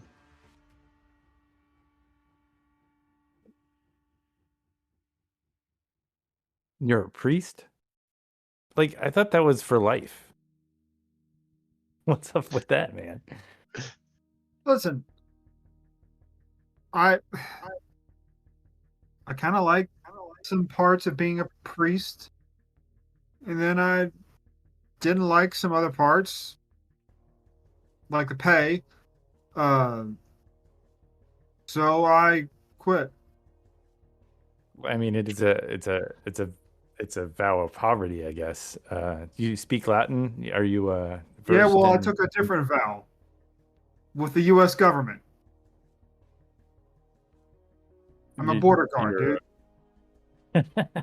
You're a border guard. Surprised you haven't Well, seen me back from Canada. I've not been to Canada yet. Is it nice? I didn't have to go there. I was too busy being a priest, but that was kind of next on my list of options. You know. Do you still believe in God? Is that your? Are you still into the? You know, maybe that's why. The reason I'm struggling with this question is probably why I'm no longer a priest. But I must confess, some of the more mystical parts of the church I just found fascinating. I got an apartment full of books on them on these matters. But it was probably for the best that I left the church. I didn't like being poor. Yeah. So you follow, like, you got like the behind the Dead Sea Scrolls, the, you know, the prehistory of I probably you got a know. book on the subject somewhere. Yeah, for sure. Well, I'll have to go and check out. Do we turn here? I guess this is where he's going. Yeah, I just follow him. I mean, All right. it's a follow the Buick. I think it's. Where's your place? Oh, you're living in it. This is where I am. This is that's the bedroom back there. That's, well, there's no bathroom. Currently the world is the bathroom. So here we go. Yeah, that's how the apostles saw it. Let's be honest. They Paul went from Israel to Rome and just took a dump all along the way, right out in the middle of nowhere. Ken, did you see what Ember Eyes posted? I did not. This will be the image for Gabby. Oh, nice. Gabriella DuPont. Thank you, Ember. Is that on Twitch? Yeah. No, it's on Discord. Oh, Discord. Oh, it Sorry. is on Discord. Oh, cool. Well, I will totally grab that. Carry on.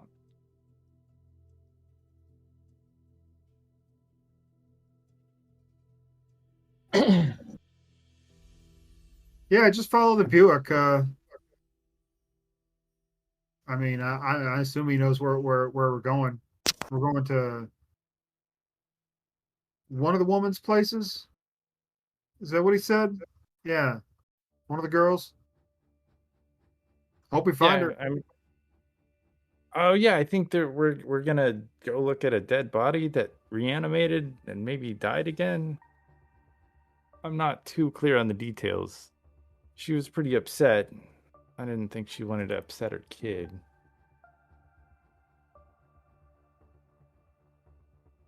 Yeah, it sounds like a wild tale, and as crazy as it sounds, I'm gonna believe about anything at this point. Well, Yeah. you wouldn't. So listen. I don't think you're crazy. I know you're probably thinking that, but I don't, because I saw some crazy stuff myself. So I'm gonna suspend all that all that for now. That and 10 years reading occult books in the Catholic Church, and then quitting, and then seeing a bunch of people trying to drive coke through the border. Sure. Do you see anything weird in church? You ever see any, like? I mean, I've seen a lot of stuff, man. Ghosts and spirits, and just things exploding. I got a photo on here that I think is going to change the way the world thinks about mysticism. And you haven't developed it yet? No, I just took it tonight. I mean, that's what I was going on with the hieroglyphics and it's just far out, man. Yeah. So if you're ever curious, I don't know what it is, but I know a place that'll develop your stuff, no questions asked. I got a dark room back here. I'm holding the wheel. Recommending it to me. I don't know why they ever needed it, but I start reaching around and moving this other thing back. You got a dark room back here? Wow. Yeah, it's just a small one. It's just very teeny tiny. But I put all these. I cover up all the windows, and yeah, this thing is like totally. And you develop the stuff yourself. Oh yeah. I mean, I'm just gonna let this keep going. you don't want to let other people touch your images. This is art, man. This is like culture. This is. You get good results. Yeah, I mean, some of the images look kind of like Bigfoot, in a snowstorm, but most of them turn out okay. It's an art form. This isn't science. A little science, and you can smell like chemicals. Like the van Oh, I smell stuff. smells. It smells like darkroom chemicals. It Yeah, probably it gets a little smells. I bugs. like You other may need to. chemicals too. This is, Kind of- listen to me. I'm going to be honest with you. All right. Do You not. see the apartment building coming up close, by the way. Yeah, Go no, on. hold on. Last point. Do not try to drive across the border. Not in this state. Not in this van. You might have issues. Except, however, show up about like 4 in the morning, right before shift change. They're probably going to be asleep, so they'll probably let you through, right? You'll have to do that. I'd let you through. I don't care.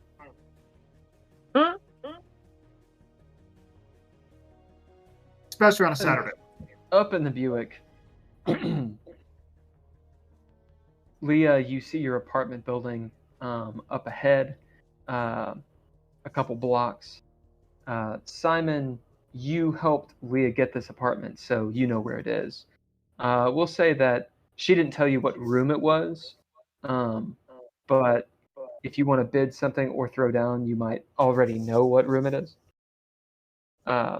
Since we montaged and we're going back, do we get Now stuff we're back? we will go back into the dread now. You don't have to do either one of these. It's just an option. Okay.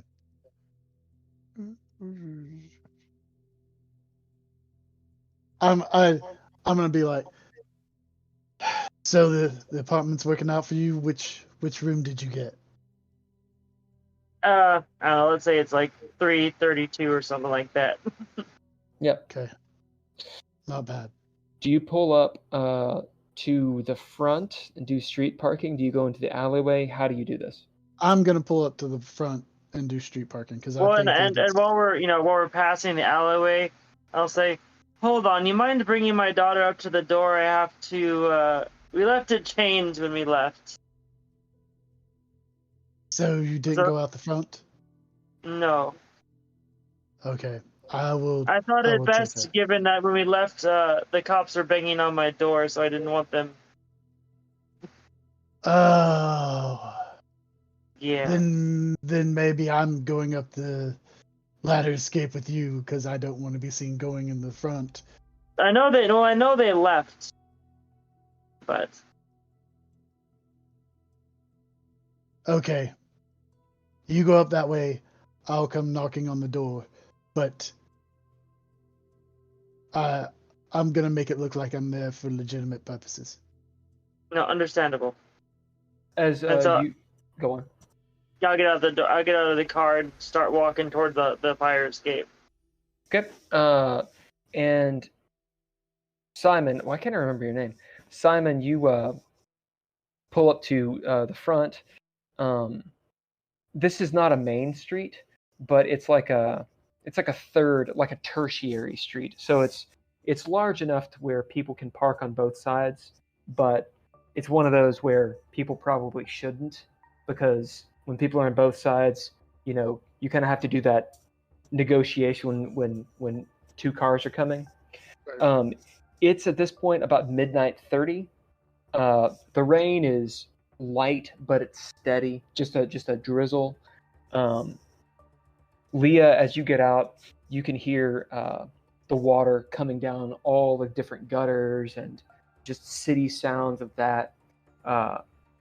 Like in a city, when it rains, you can smell all of the bird shit I'm talking about.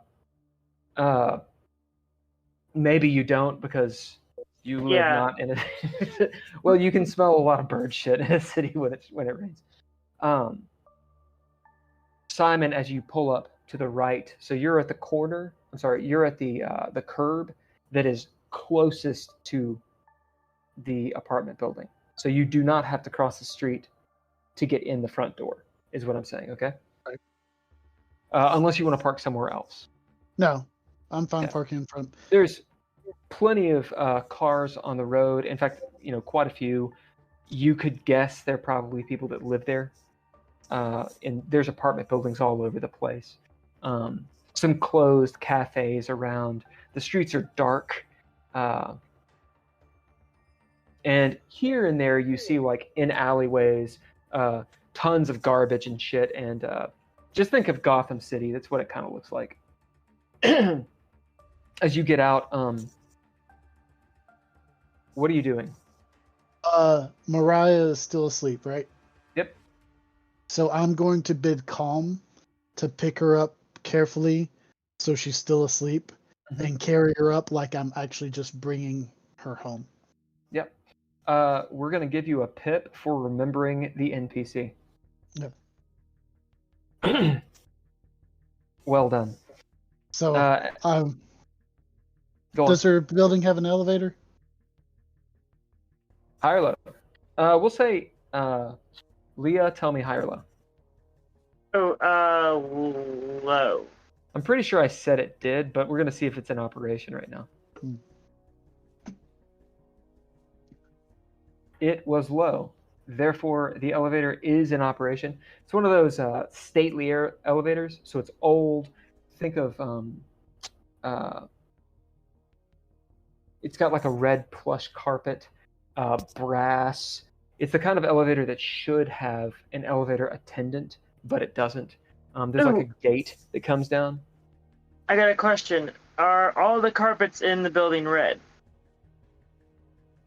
High or low? Low again. And which one do you want?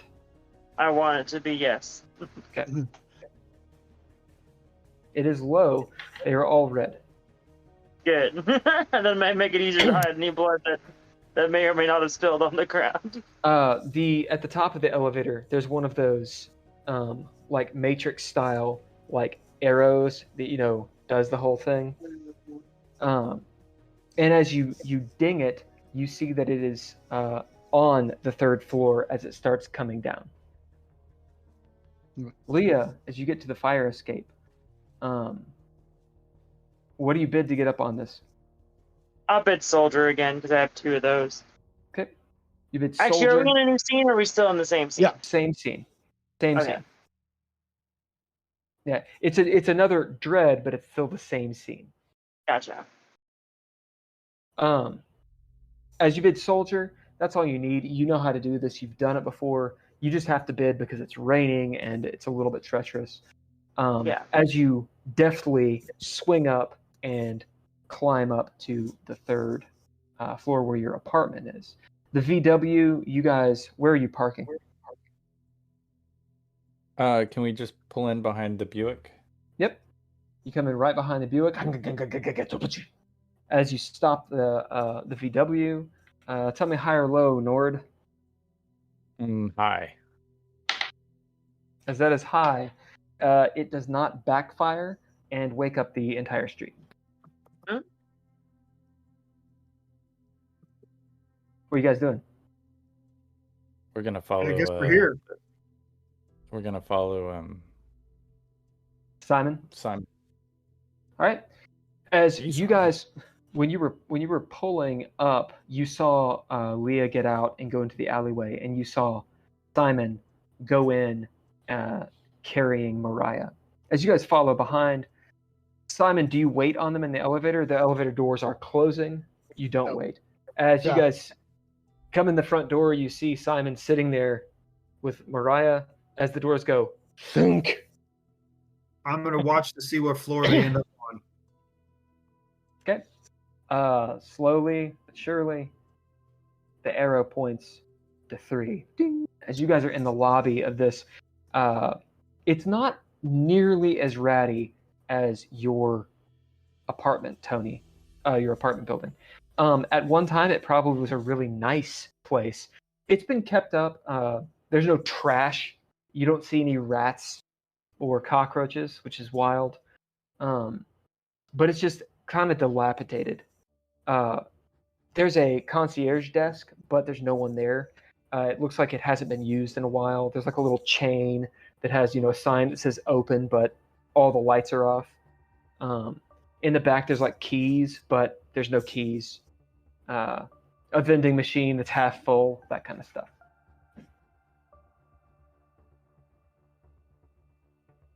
What y'all doing? I Well, said I mean, to Nord, let's take this up to 3. All right. As you guys wait on the elevator, Leah, you get to your apartment. I climb in the window and you know. Oh, You and do? after as soon as I get through the window, I'll go ahead and pull the gun out again, knowing what happened last time with the body. You get the gun out. You're in. You climb in the window of your daughter's bedroom. Mhm. It's kind of creepy because all the lights are on. I think the television is on. Is it not? Yeah. Still in the same room. It almost feels like someone's in the room or in the house. There's a dead body in the kitchen. And there's blood strewn all over your living room and kitchen.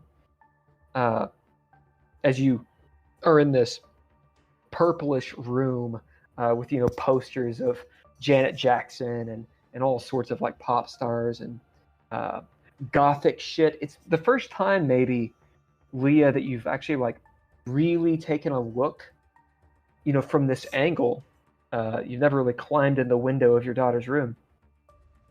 And maybe for the first time you kind of see she's not messy, but her room is not clean, and she's acquired things that you didn't know she had.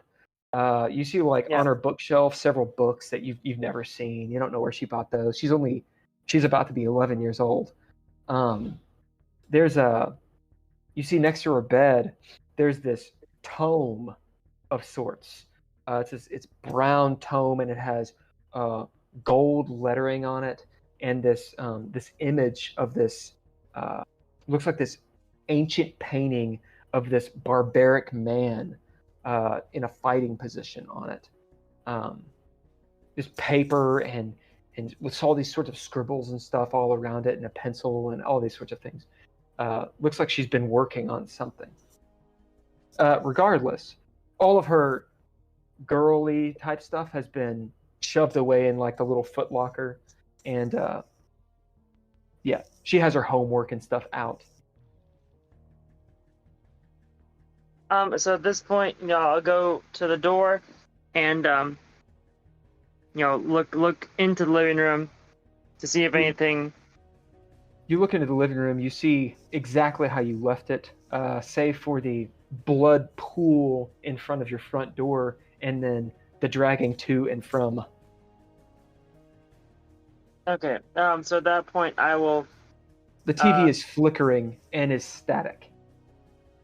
Okay. So at that point, I'll go to the front door and remove the chain and, and open the door, click to see if anybody's waiting. As you open up the door and look, you hear ding, and lo and behold, Simon and Maria. Is it Maria or Mariah? Actually, I kind of like Maria. That sounds Maria? particularly good. I think it's Maria. It wasn't, but I kind of like it. So I think it was Mariah, and I've just been calling her Maria. Maria. It's the English form. As you guys see Leah down the long hallway as she's got the door cracked open. I'll walk up and be like, shh, she's sleeping. So it looks like I want it to look like I'm dropping off her kid who's asleep and not here to look at a body. What do you bid? What do you bid to accomplish this in the event that someone's watching? Well, that's why I bid calm at the beginning. Do I need to bid something else? No. That'll work. Okay. That'll maintain. As you go into Leah's apartment, Leah, describe your apartment to Simon. It's, if you ever been in like a nicer but like also old style apartment, and it's kind of, I'm gonna try and picture it as like my grandmother's apartment. So, there's the hallway when you first come in, and it opens up fairly shortly into a living room, which is like, but then on the left, I'm gonna say, right when you come in the door is my daughter's bedroom, and then just on the other side of that is my bedroom, and then just on the other side of that is where the kitchen goes off to the left. So like you have more or less a hallway that opens up into a big living room with a connected kitchen, and then the 2 bedrooms on the left, and then I guess a bathroom on the right.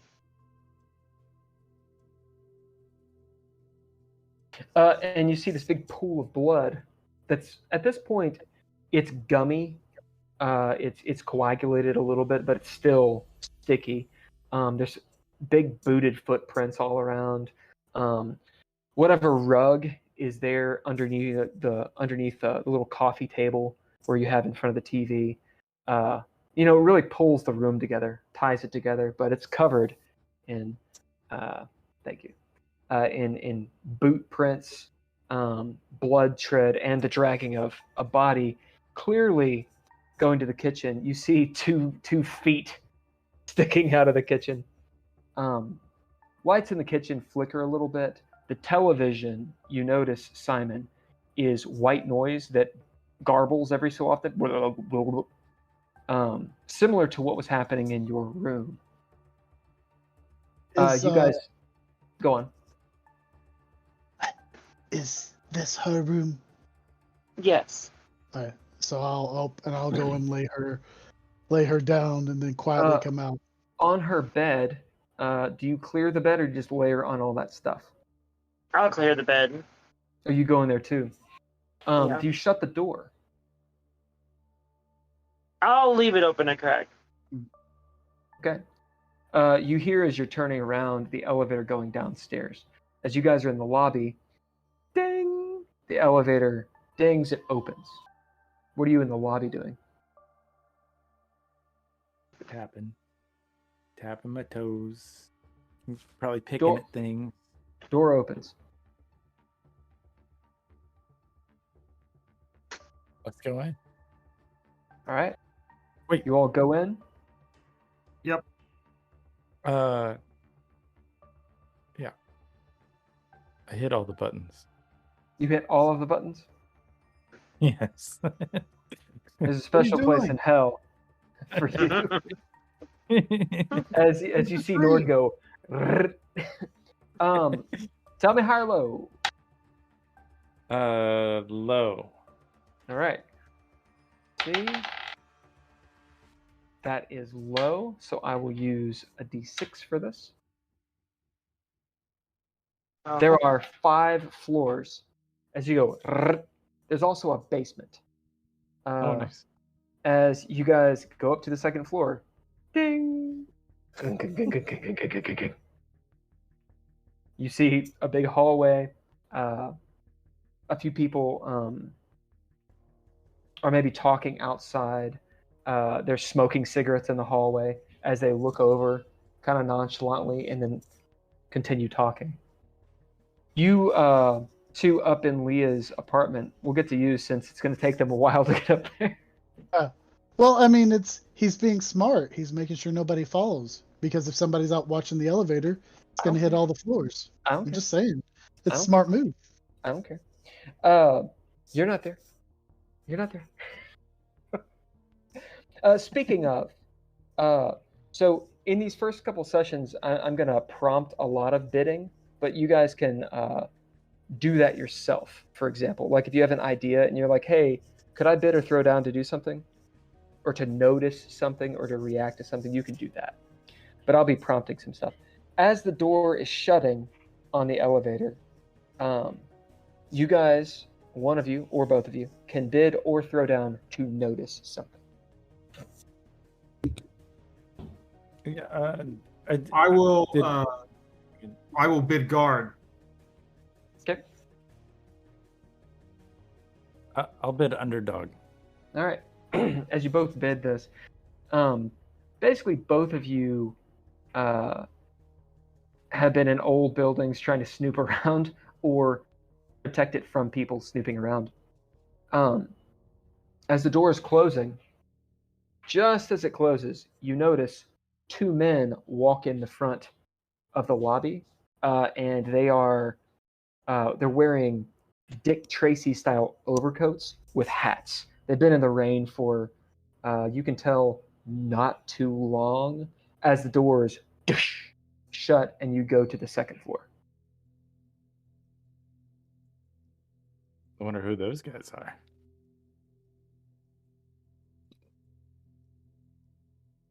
In Leah's apartment, Leah, you clear the bed.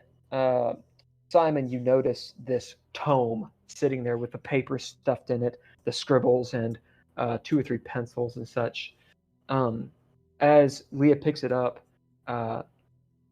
she accidentally nudges the chest of drawers, and you hear a clatter of several things that were probably on top precariously fall down below it or behind it.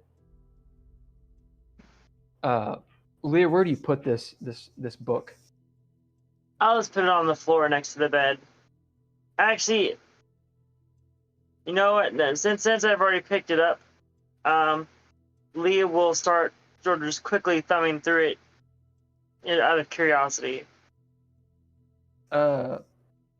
Simon, you put Leah to bed, or you put Maria to bed, right? Yes. She's instantly asleep, and she kind of snores. The minute I set her down, I'm gonna pull out some gloves and put them on. Creepy. I'm a private eye, and I don't necessarily. There's a body in this room. Was in the other room, but you Doesn't matter. I sit down the little girl and I put on my gloves. That is fair. Yeah, that's an image. I haven't touched anything yet.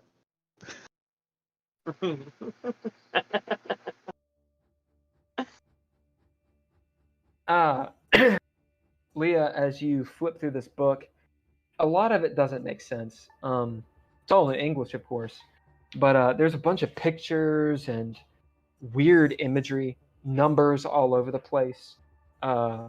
You see some pieces of paper, notebook paper that have been folded up, and it almost looks like math on it, pluses and minuses, and just these weird initializations, acronyms for stuff. You're not really sure. Weird names.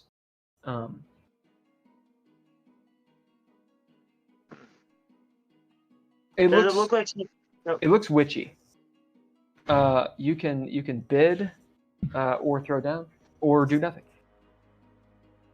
And the same thing. I'll Same throw thing for you. I'll Sorry, throw down for this one. Same thing for you, Simon. You're right there, putting on your gloves. What is that book? I don't know. It's something that my daughter had. So I'll throw down. It'll be my mind attribute, and I got 1 success. Yep. 1 success is all you need, since it's a bid or a throwdown. As you're sitting there looking at it, you see it says Advanced Dungeons and Dragons. Oh. All right. Okay. Sorry. As you see, she likes the warlock characters, although technically in AD&D there's no warlock character, but whatever. Okay? Whatever. Actually, there was a witch class. So she would have played the witch. Yeah. It's a really cool class in AD&D. Anyway. Well, while you look at that book, I'm gonna go check out the body. Leah, you know that AD&D, you've watched some commercials. It's worshiping the devil.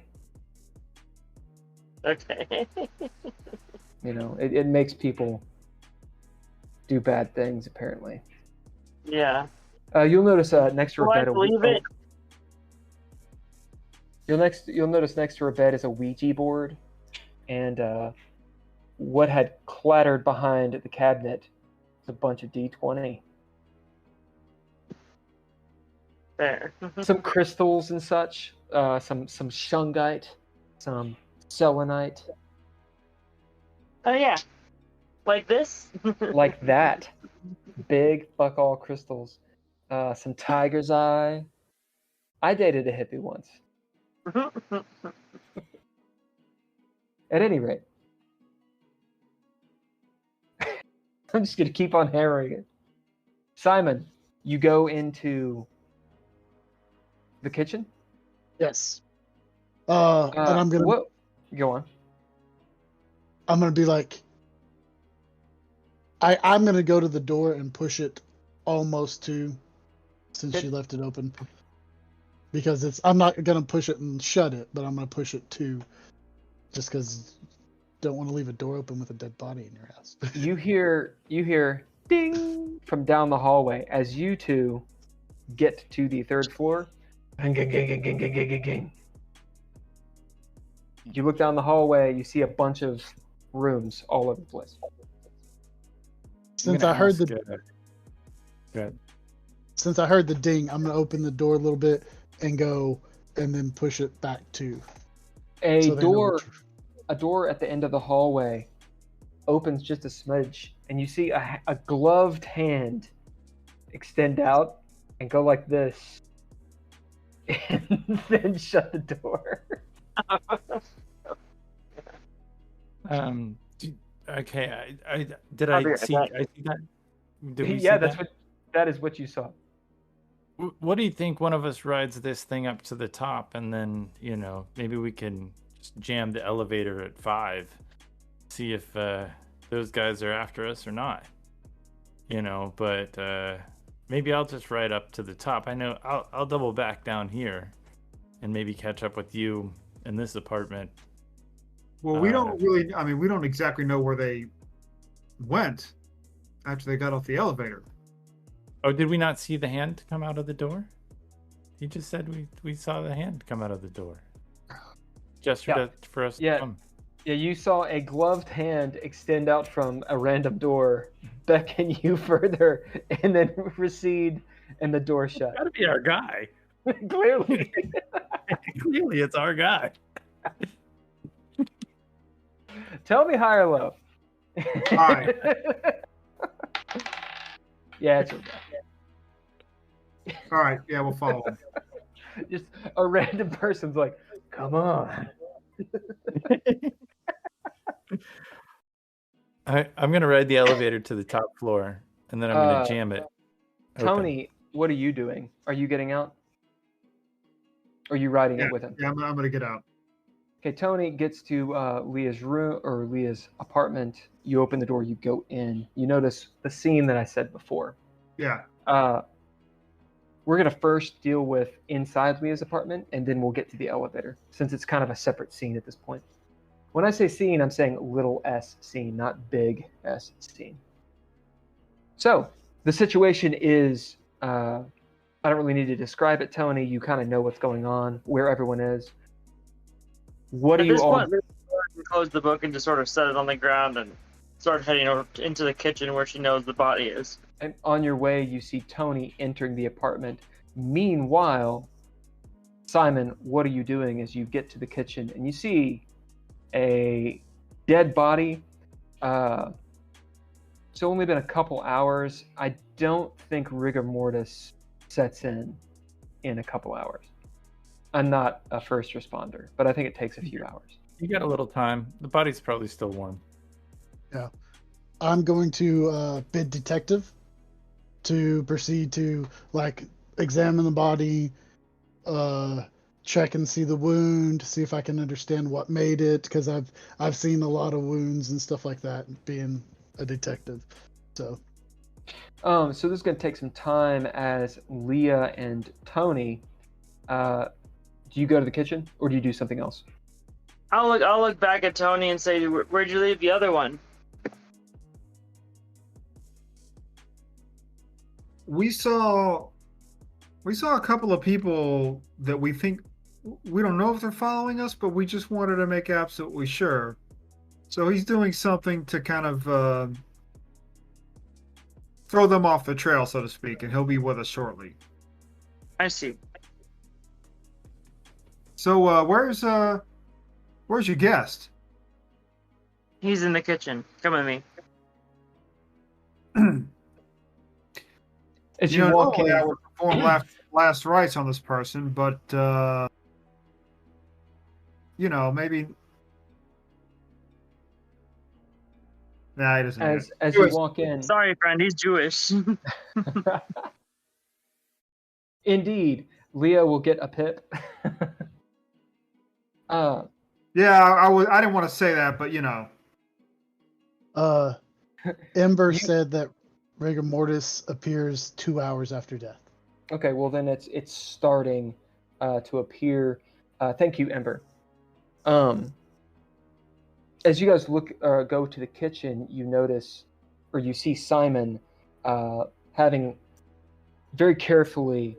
He's looking over the body. He's using gloves. Are you using anything else? Or are you just sort of just using your Probably gloves? got a pin like you see him, and I'm like Yes, you- using the pin to kind of move Move stuff him around. around. Rigor mortis has started to set in, so his limbs are kind of. I keep on using the word. There's gummy is the word I'm using for it. As you kind of move him, he's in sort of an awkward position. Go ahead and throw down, since you bid the detective, to loot the body. Be a threshold What? of 2. What aspect would I use? Which one do you use? I would go with probably wits, That makes sense. because I'm using my wits as a detective.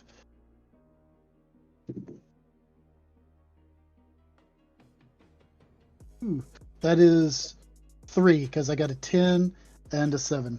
Okay, so that 10 is flair. So you recover an exhausted trait or proficiency. As you beat the threshold, you beat limbo, so you're at a clean success. As you search the body, you notice what Leah noticed at first. This man, he looks haggard. Granted,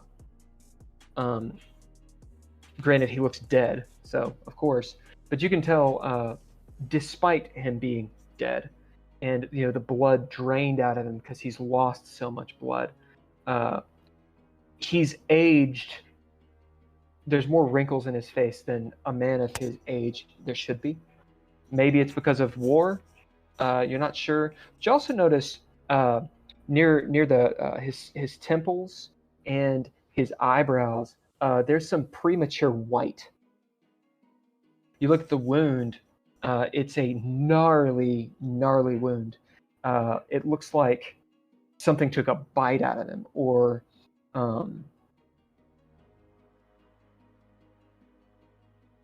he got mauled, perhaps. As you can see, you look inside and see that most of his liver has just been destroyed, has been taken out. And I mean, this guy didn't have a chance. Like he was gonna die. What could cause this? A really terrible car wreck, but he would likely have other contusions and such. It looks like he got mauled by an animal, like it took a swipe at him or something. You see, he has on a Kevlar vest. This wound has dug underneath it. Although the vest itself, while it's frayed a little bit, is still good.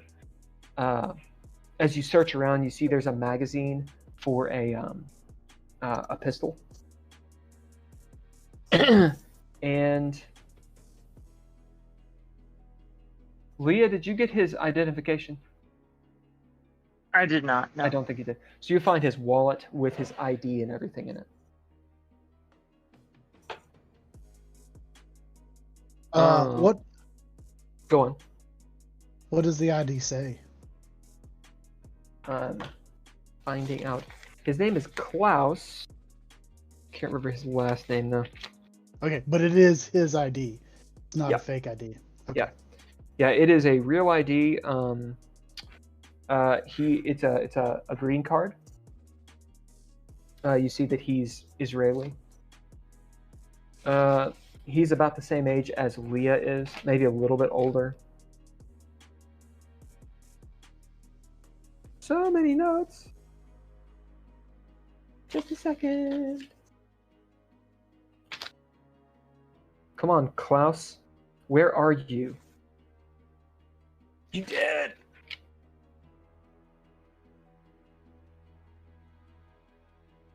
Oh, it's Drakkar. Sorry. Thank you. Thank you. You get a pip for that. Remember, you can only have 5, so if you get to 5, you need to drop the load and gain a trait.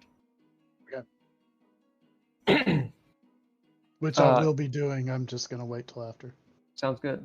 Klaus Drakkar. You also notice something that Leah may have missed.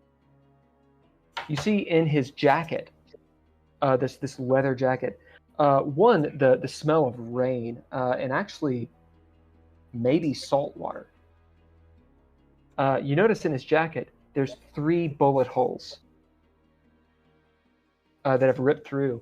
As you kind of lift his body and look and see, the back of the Kevlar vest actually has 2 bullets compacted in there, as he was shot in the back twice. I'm assuming I would recognize the caliber. Yes, and I should know that. Give me a second. Just make one. It doesn't. Maybe a 40 or 26. 9mm. 21, 22, whatever works, whatever it takes. It'll be a 40 caliber bullet.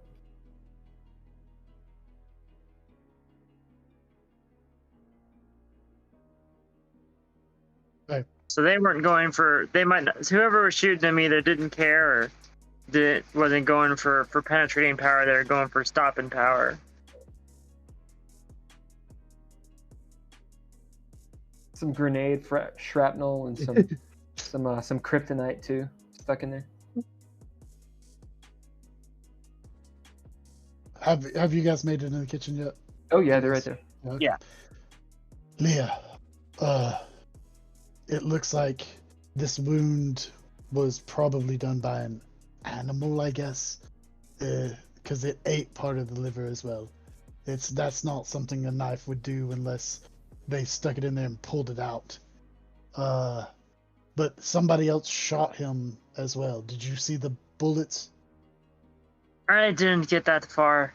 Honestly, I got interrupted by the police and needing some help, I guess. Well, if you want to, you can always say that this guy broke into your apartment and was already bleeding out, and you got here and found him later. If you want to get... I understand, but that's still, any kind of investigation to be able to tie us two together. We served for a good bit. But you could say that he came here because he knew of you, but you were not home, and he made his way in and died here, and you found his body later. I suppose. Because the wound would be, if you want to do it that way, if you want to do it the other way, you can always dump him in the river, because with the wound that killed him, the bullets won't matter.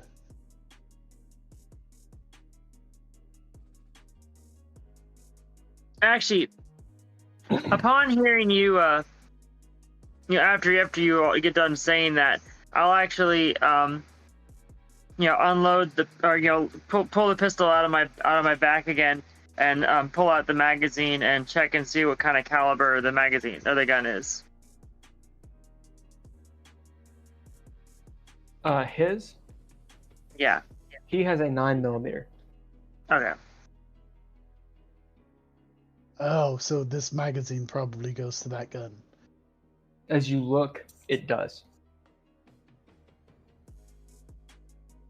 And it has an extra nine bullets. I will give this to you. You can probably easily get rid of that on the street. You hear a... I think we should hold on to it for the time being. To Nord, 4th floor. Very similar as the one before. the one before it, smelling of smoke and pot, maybe some other kind of chemical in here. Can I look out in the hallway and see if there's something I could jam the door open with? Or... You're on the 4th floor. Yeah, I just wanted to look here Sure. just to see. Yeah, as you look around, what do you bid?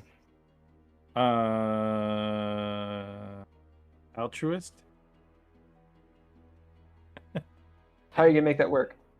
Well, I believe that I can see things like truthfully. I don't think. No. Did you say altruism? It's there, so I see it. I don't think that word means what you think it means. I could do a shooter. I could bid like my camera shooting trait. Like as a photographer, I would know if there were things. I just want to look in the room. Oh, why don't I just use my mind? But you can't bid your aspects. So Oh, the you reason you're bidding is Mhm. to change the narrative so that there is something there. You can also spend a narrative point. Oh, well, maybe I'll just spend a narrative point and say, Okay, what then tell me what is there. say that there, are end tables and, just sort of things and.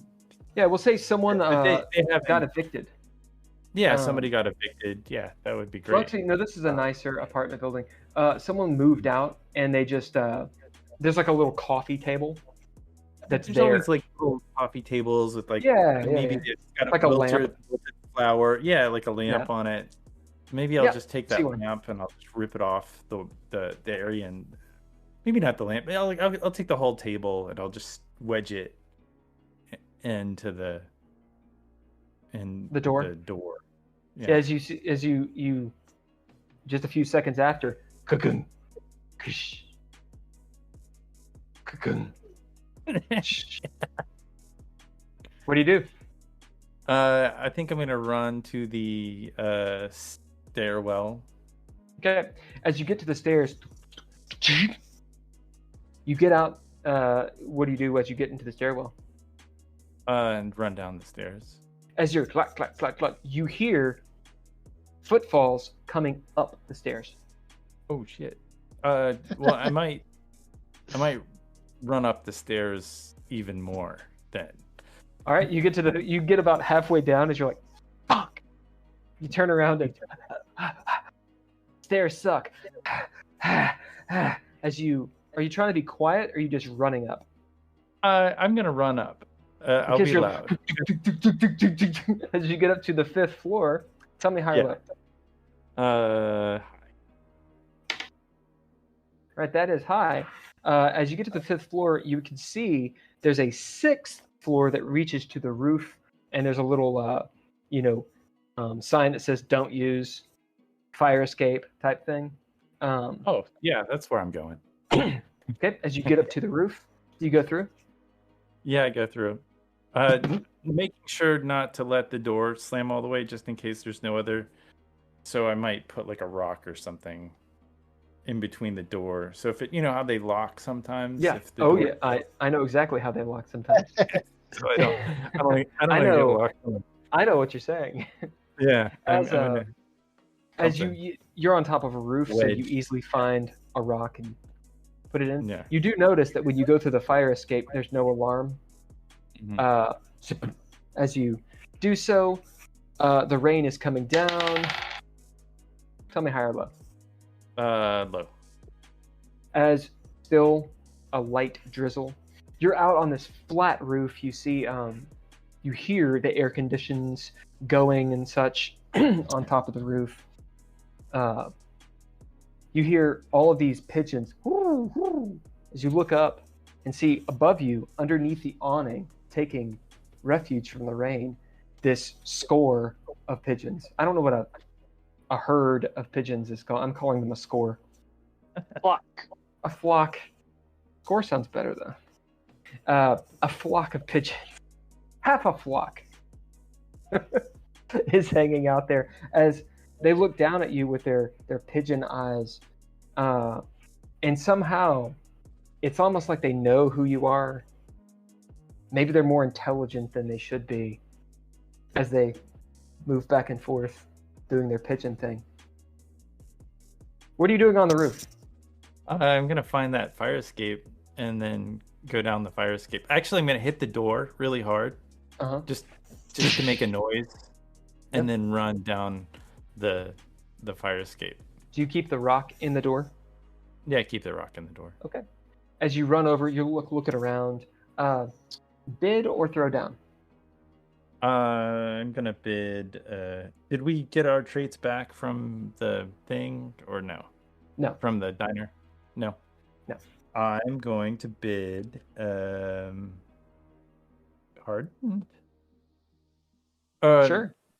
Because, I've been around, and I feel like I know how fire escapes work. As you look around on the roof for the fire escape, you see, the big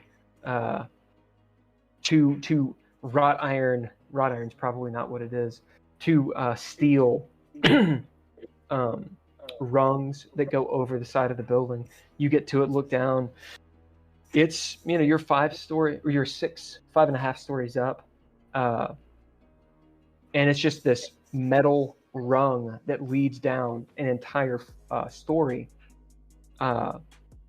with nothing but the fall into a shitty alleyway. Go ahead, throw. Yeah, there's a ladder. It's just a rung. One of those horrific, terrifying theater ladders, and it's in rain. Okay. Yeah, it's a little slick. So go ahead and throw down. And that is a grace. Yeah, grace or brawn, either one. The threshold will be grace. 1. All right. Critically failing this would be bad. Yeah, I agree. And that's a D10. Oh no, that's a D4. Okay. So your action is D10 and your D4. And a D10. That's 1 success. Okay. You are at limbo. Yeah.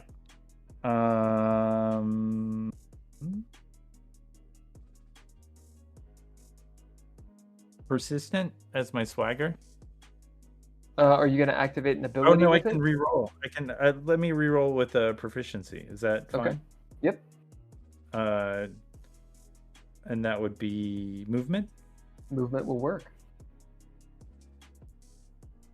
And I'm going to reroll the D8.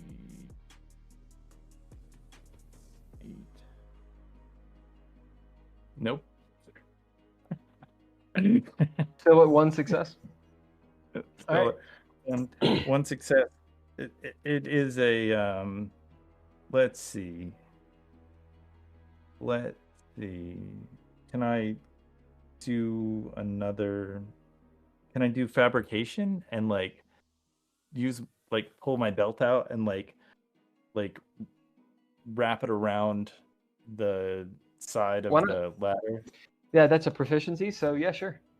As you get onto the rung, you use your fabrication as you whip out your belt like an action hero.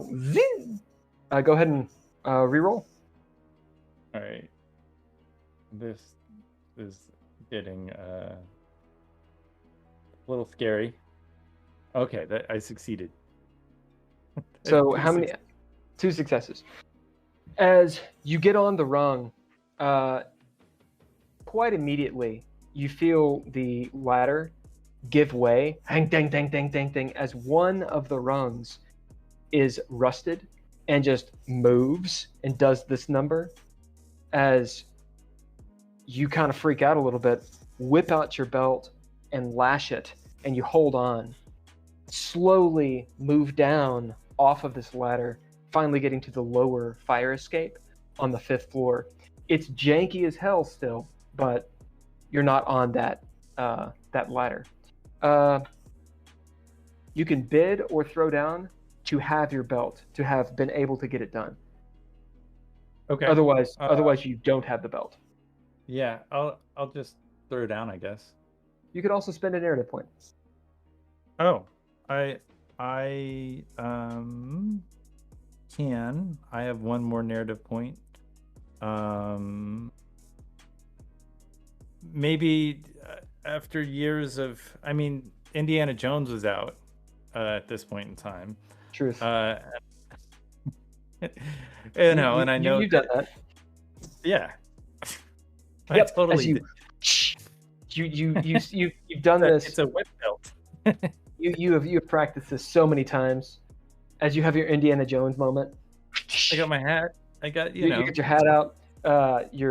The rain is hitting your bare chest for a second as the lightning strikes, and you get down onto the fire escape. Just as you hear the door to the roof, wham, slam against the wall. We'll say that with all this going on, you did not see who comes out because you're down on the fire escape already. Sure. Is there a window or something I can enter? You can attempt to enter someone's room, or you can go down the fire escape. Yeah, I'll go down the fire escape.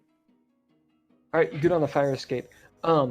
You do notice that there are some doors, like a door at the center of the building to be able to get in, right? But they will all be locked. Tell me high or low. High. It is high. As you get to that first door, maybe the lock is broken. And you open it up. Oh my God. As you're on the 5th floor. Oh, nice. I'm gonna run into the 5th floor and then back down the staircase. As you open up the stairway, you can hear the rain coming in the roof door as the door is still open, and whoever is up there is still up there. The other person, you don't know where they are. As you go downstairs? Yeah. Are you being quiet or are you being hurried? I'm gonna be like nonchalant, like kind of my own your own man weird self, because I don't know what's going on. You've got your belt wrapped around your hand right now. As you move down, which floor do you go to? I'm gonna go to the 3rd floor. Okay, you get to the 3rd floor. In Leah's room or in her apartment, what are you all doing? At this point, I'd probably just be, watching, Simon, do his work. If he's not done already, that is. Oh yeah. At some point, I ask, where are we going to take this person? What do you mean? It's not my decision to make. I cannot help you get rid of it if you decide to get rid of it, but I can tell you how to do it.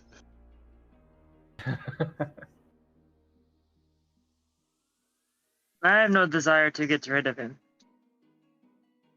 He's going to get a proper burial and taken back to his family. Are you going to call the cops in? If necessary, but we need to figure out what all is going on, I guess, before then. Hey, then I suggest we either leave the body here. When's your husband going to be home? You hear the door open. Well, And then I'll look around the corner of the kitchen. You see Nord walking in the apartment. Get in here, but keep the camera in your bag, please. Oh. Oh. I love taking photos. I'm gonna lock the doors behind me. You do. At the front door. Nord, as you're entering the apartment, you hear this distant but kind of annoying. It's quiet. This is kind of annoying buzzing sound. It sounds like a.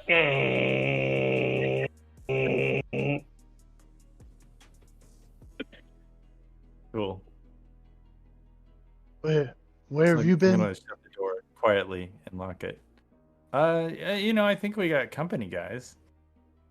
These, I don't know if they know where you live, but they certainly followed me up to the roof. You guys figure out what's going on in here? What's going on in here?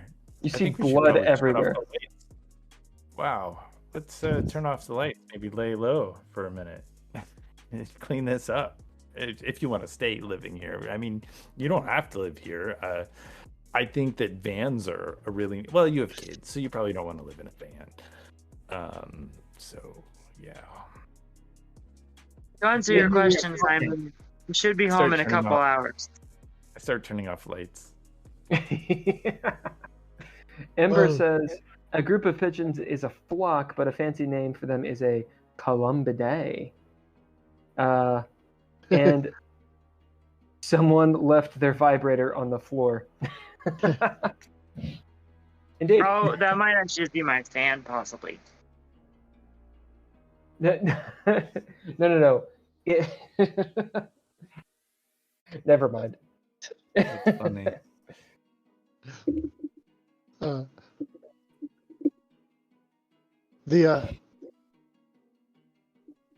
Well, if we're going to, we probably need to get out of here. Then, if you're going to call the cops eventually, we don't want to disturb the body anymore. Do we need to take Mariah with us? Because you don't want to leave her in this apartment with a dead body. And she'll probably talk.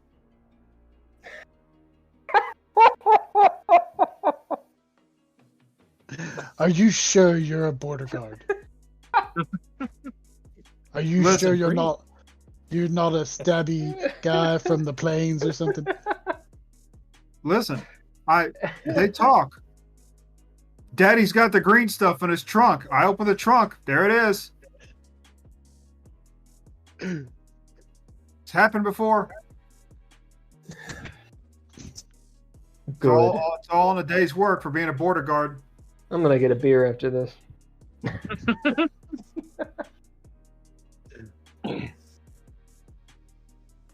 Well, you're all standing around this dead guy in Leah's kitchen.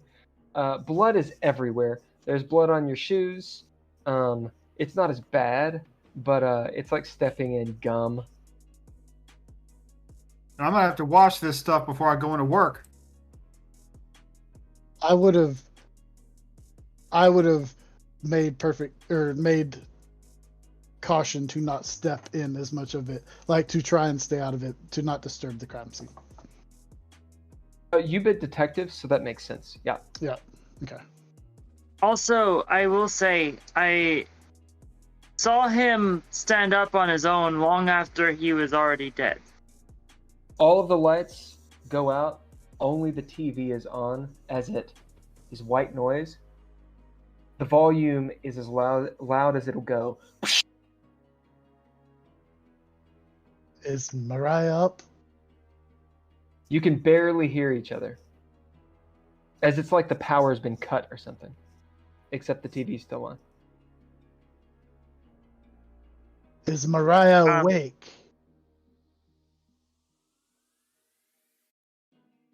I don't. I'm gonna...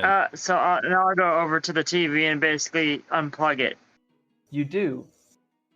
As it goes off.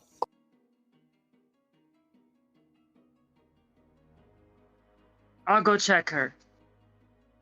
And then I'll go into her room. You do. She is asleep. I guess she got exhausted. Oh, we should probably get out of here. Or clean up this mess. I don't know. sorry. Is there another way? It's incredibly dark in here. There's a little bit of light coming through the windows in Mariah's room and the living room, but the kitchen is almost pitch black. Simon's got a point. If the cops are going to show up, they're going to show up. I'm guessing, since he's got his ID and everything, his store, he's going to check out, and they're not going to question Leah too much when she tells him she knows the person. But does she really want? Do you want to divulge that to the police? I mean, It wouldn't take them much it wouldn't take much effort to find that out anyway. As you guys are talking, you're talking in near complete darkness. I'll go look at the light switch and see if it's something wrong with it. As you click it up and down, it does not turn on. Hold Nord, on, let me go check the breakers. as you go to the back room, stumbling around as you do, Nord, you're next to the door, or have you sat down, or what? I didn't sit down. I'm probably just like, trying to figure out what I want to do next. Like, I got a flight or flight thing going on, maybe a little bit. Like, I don't know these people. I don't want to get like necessarily, Where are you in the room? I do when I saw a glimpse of those people, did they look like police or did they look like just guys? They looked like nondescript men in trench coats. And hats. I probably not too terribly far away from the front door. I didn't. You hear, yeah. You hear that buzzing sound. Stop. A few moments later, ding, ding, ding, ding, ding, ding, ding, ding, ding, of a distant elevator opening down the hallway. I encourage everyone. I'm like, shh, Alex, be quiet. Just be quiet for a minute. Nord, you are straining to hear as you hear distant footfalls on the carpet heading this way. Just kind of wait for it. Simon, something grabs your ankle.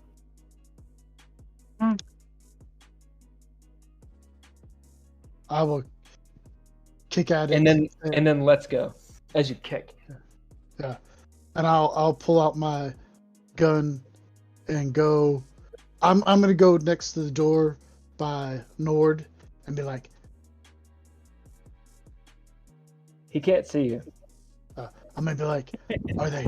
I'll go up to him and I'll push him away from the door and put myself basically in front of him with my gun out. Okay.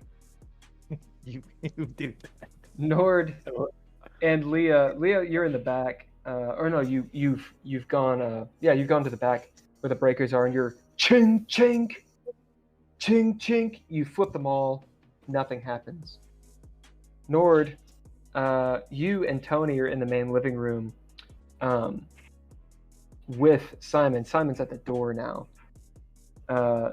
You two can bid or throw down to notice something.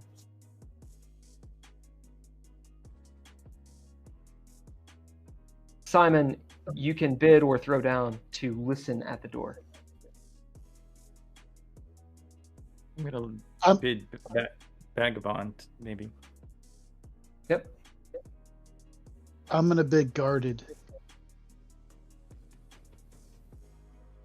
What about you, Tony? Are you gonna bid or throw down? No, To notice something?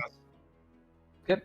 As you're just standing in the darkness of the room next to the television. Simon, you hear the footfalls, probably a pair of people, walking closer and closer to this room. Determined, not quickly, but steadfast, as though they know where they're going. Nord, as you bid vagabond, you're standing next to Simon. You can see the silhouette of Leah down the little hallway as she's messing ching ching ching ching with the breaker box, and you can see a clearer but still dark silhouette of Tony standing in front of the television. As you see another silhouette come from the kitchen, and you hear this shuffling and a peeling, like a saran wrap being peeled off of a linoleum floor.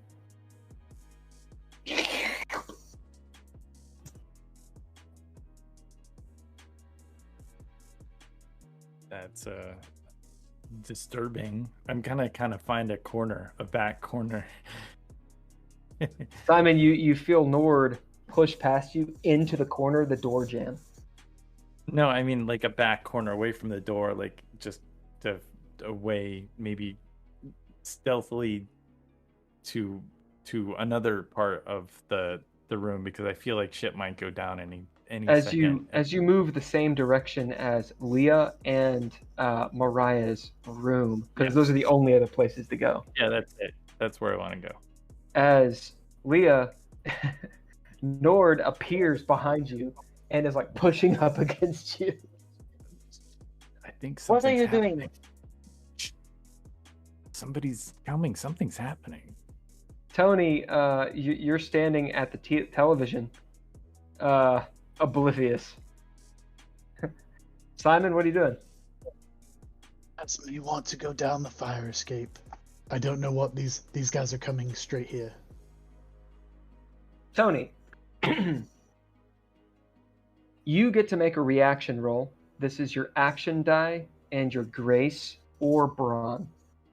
As two hands, cold to the touch, like Korean chop style, come down on your shoulders and grab you. So if a grace is 3, that's a D10? That's a D6. D6, okay. Yeah. Whatever the rank is times 2, that's your die type. All right, got it. There we go.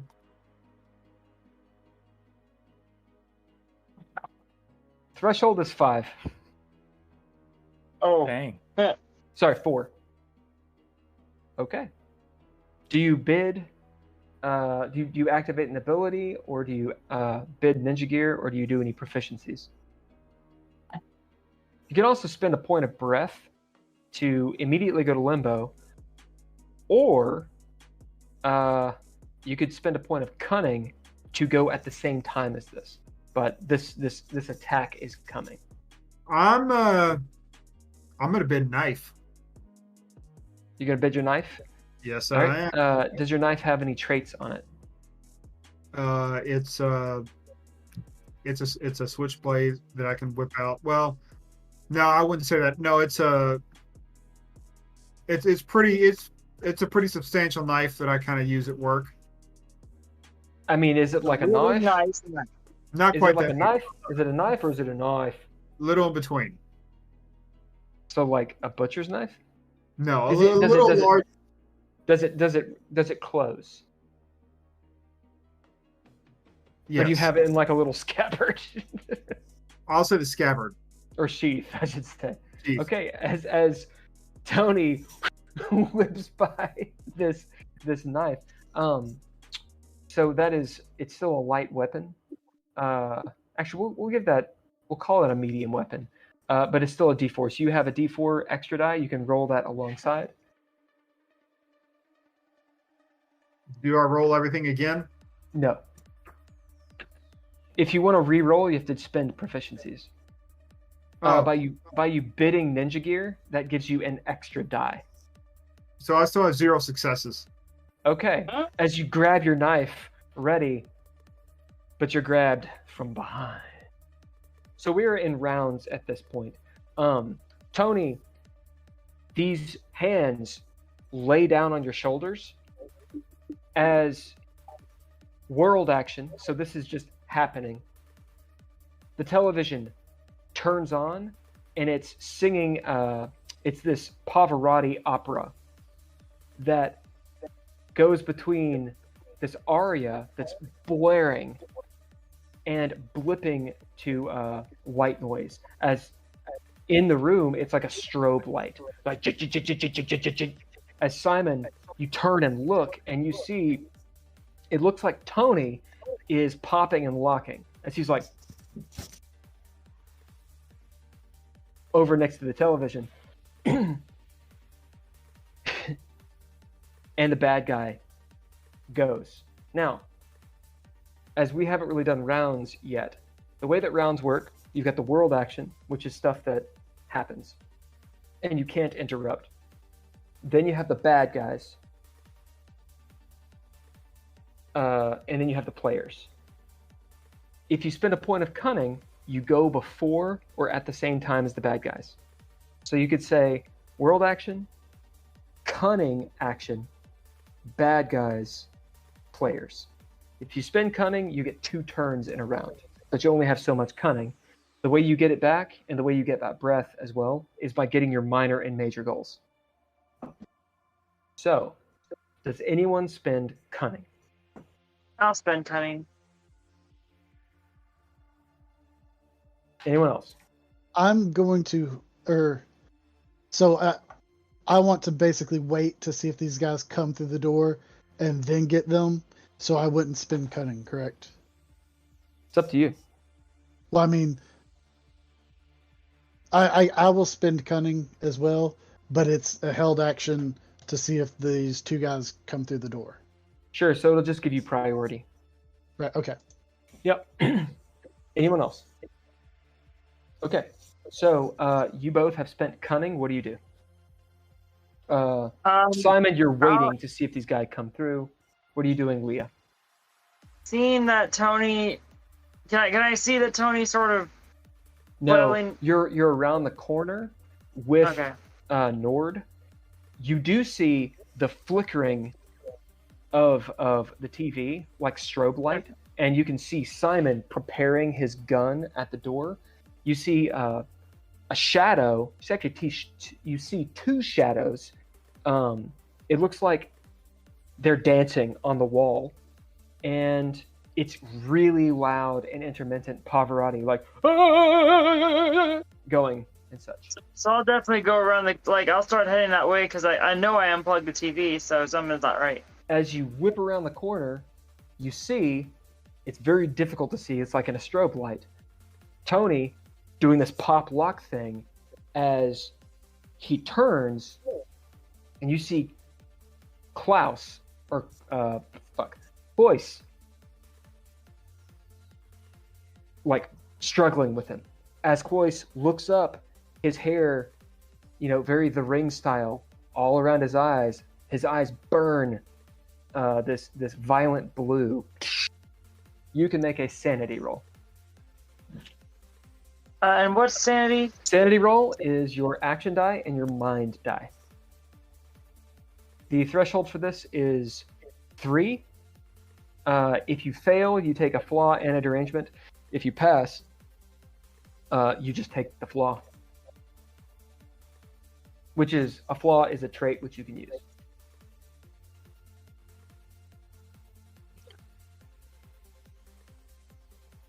So, I got 2 successes. I will re-roll. Would expression work for that as a proficiency? Yeah. Now, do I re-roll both or one? Just one of the die. Okay, that's a 10. So, Nice. So that is 3. Okay, so you're at limbo, and because you got 10, you have flare, so you recover an exhausted trait or proficiency. Okay. So you're at limbo, this is what will happen. You take a flaw, mark on your sheet a little asterisk or something, and make sure it's a flaw. You can decide what it is. So you all know the difference between a trait and a flaw is the arbiter can bid your flaws for you, and they're not exhausted. So that's how it works. But otherwise, you can bid them. So I'll just tell you, because obviously you can bid it too. I'll tell you, I'm gonna call it scene shit. I dig it. You won't get a derangement because you did get a dirty success. But yeah, the limbo part will be you are frightened. Gotcha. This doesn't mean that you lose your action or anything. It just means that it colors what happens at this point. You're seeing a zombie. Pretty clear. This is the second time it's happened. It's not a trick of the eye. The undead are in your house. What the fuck is going on? Some sort of curse? Who knows? A flood of mythos from your childhood blows up your mind. and clouds your actions. The mechanical idea is it makes things more difficult. What do you do? Gotcha. It's still your turn. Okay, it's my turn. I will probably sort of lower my gun, and I'll let myself be sort of shocked for a minute, because I actually have to go to the bathroom. But so I'll just sort of let my turn go over, essentially, to my second turn this round. Does Leah use the bathroom? No, no. I am going to say that I switched, since I'm letting the guys come in, I switched from my gun to my slapjack. Yep, as you break out your slapjack, you're pretty intent on the door, and you're really not paying attention to what's going on around you otherwise. Okay, the bad guys go. Tony, as you failed this attack, this shadow in front of you, this mysterious person with horrible sea breath, it smells like brine and dead fish, grabs you, lifts you up over its head, and starts marching toward the window and throws you through it.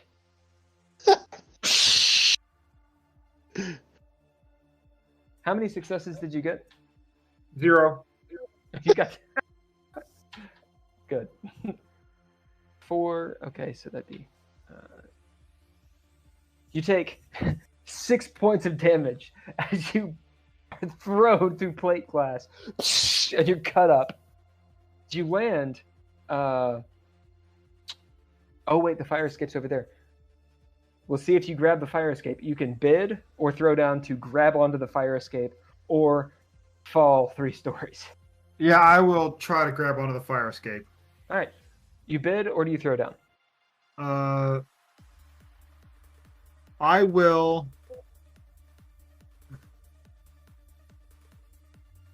bid hardened. All right. Describe how this happens. He tries to throw me out. He does throw you out. He threw me out, right? But it's a very dark night, and the fire escape is painted black on this particular building, so he doesn't really see it. And I hit it, and I wish there was something heroic or performative that I did, but no. One of the supports that is running up the fire escape kind of catches me.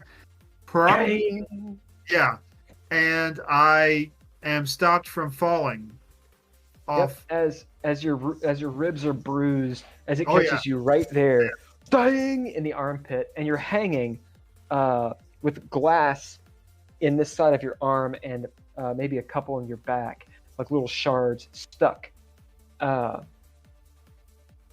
They're not too deep because you have on like a jacket or something, right? Oh, I'm so high. I have a jacket on, and I'm so hyped up with adrenaline right now. I got other things to worry about. Yeah, we'll say you just have a couple pieces. You have a couple pieces of glass in your arm as you're hanging precariously on this fire escape.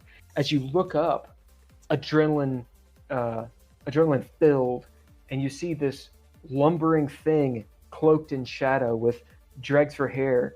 As lightning again strikes, you see this man who was formerly dead on the kitchen floor. As he turns, like a barn door swings towards Simon's back. Tony, you can make a sanity roll. Yes, I will, and that is action dice. Action die and mind die. All right.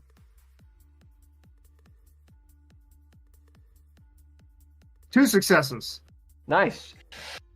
As this will take you to limbo, you gain a flaw, put a little asterisk, and you can decide what this flaw is, as you are filled with terror.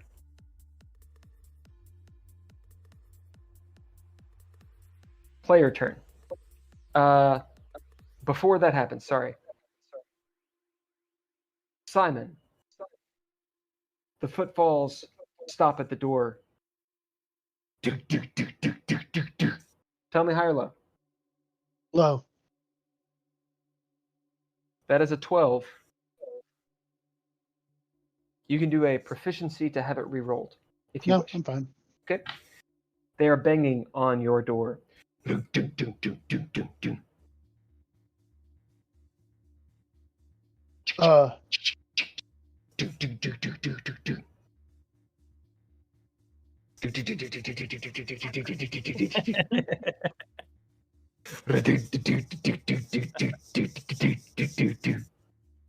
Nice.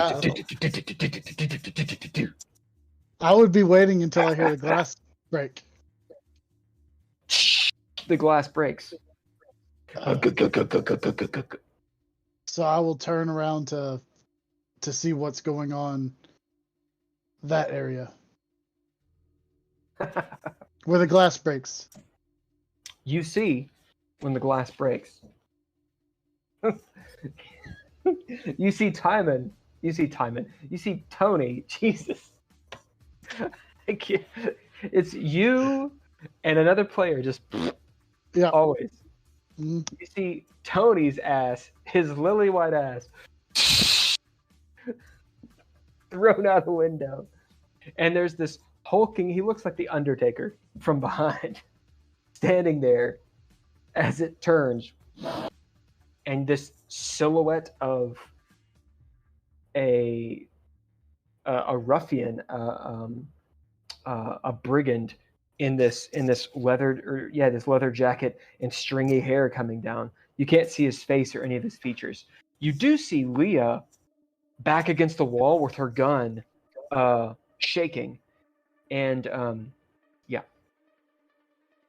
Okay. Can I run up and use my slackjack on him, or yeah, you did cunning. my...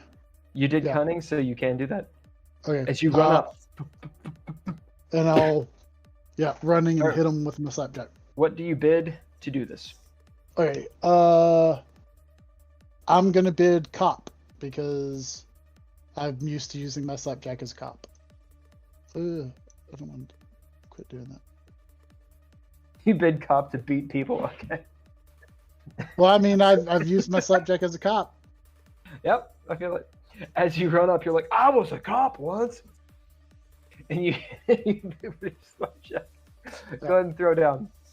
Okay. The threshold to hit the lumbering dude is 2. Okay. So I would use my action dice and my brawn, right? Yes. Okay. Or grace, either one.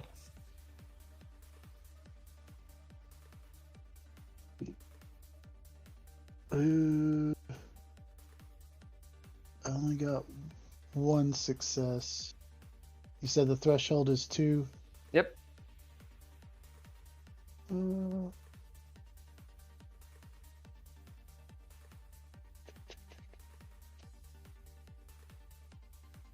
So I can bend my slapjack, and that will add.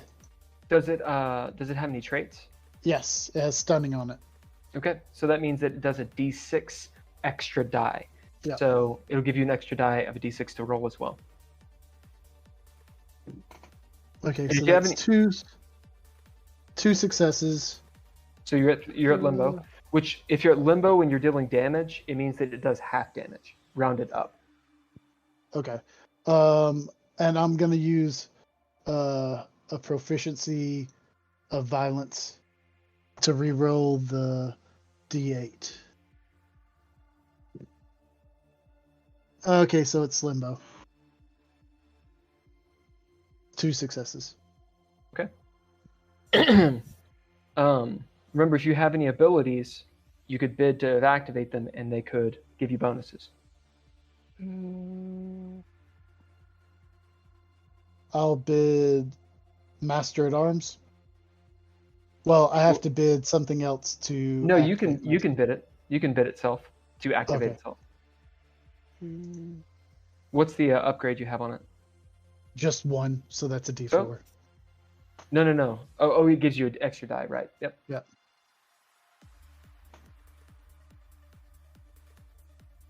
Yep. Still at limbo. All right. As you smack this dude in the face with your slapjack, roll your damage. 4 on damage, of course. On damage, I get the 4. But All right. So you got a 4 on damage. It's limbo, so you deal him 2 damage. As you smack him across the face, you see his jaw dislocate, and he looks at you without any emotion whatsoever. His jaw just slacking, and his tongue falls out of his mouth. Oh, way too long. Like its tongue is like wax.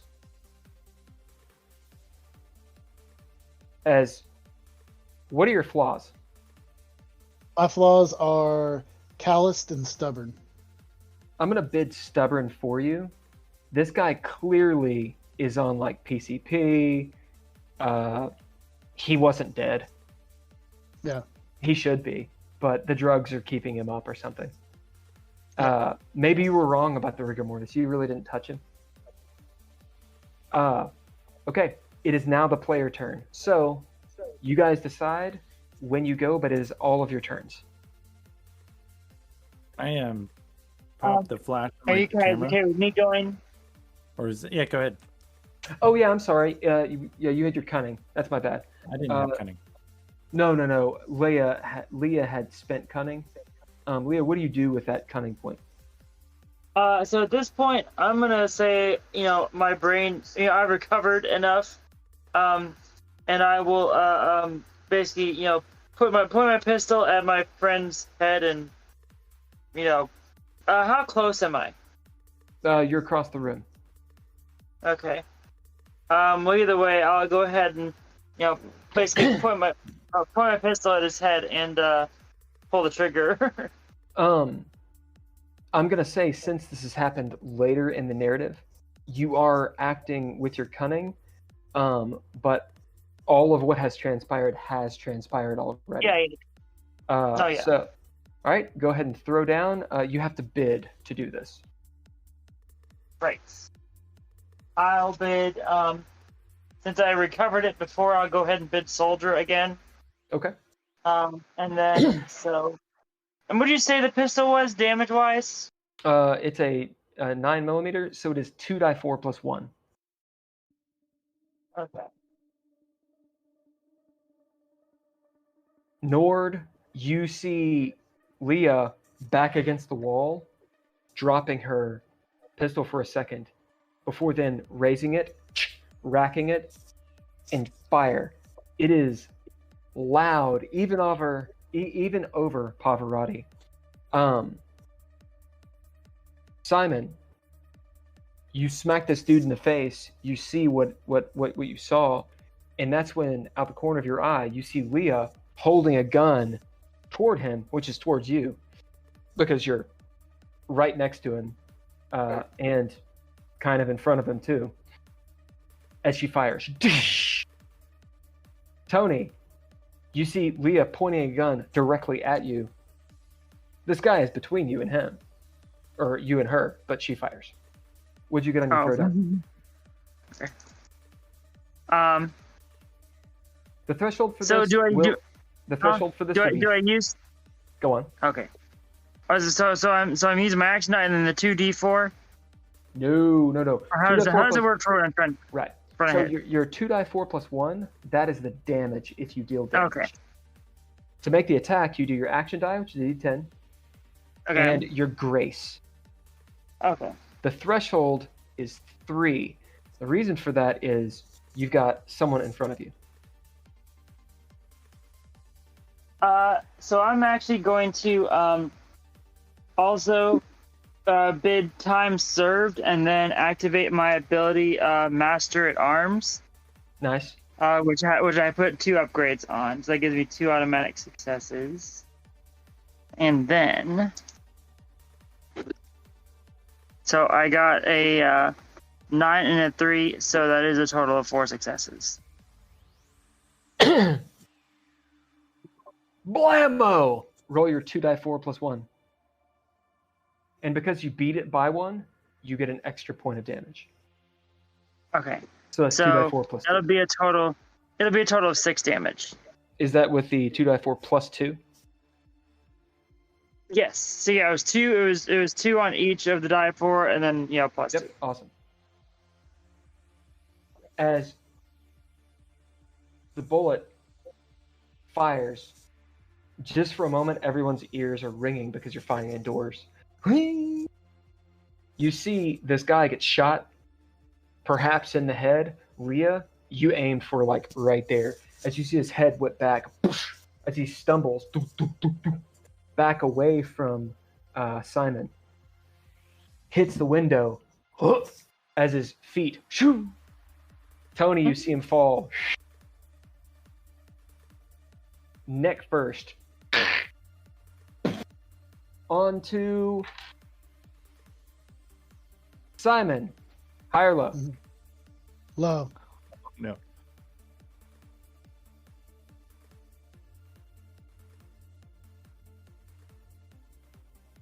Nord, high or low? High. Lucky sacks of shit. As he falls in between your two cars.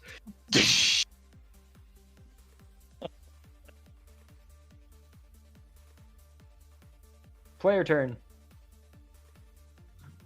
I go up. Well, All of your actions. I was climb was up. gonna take a photo of the action that happened, but I missed it, You missed it. which is life. I got my flash on my camera though. Yeah, you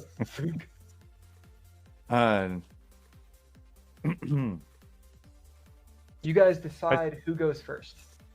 Go ahead. Oh, I'm gonna climb up, because I'm hanging on a ledge. I'm gonna try and climb up anyways. That's gonna be the first thing. All right, what do you bid? What are the rest of you doing? Are you talking to each other? Are you coordinating? What are you doing?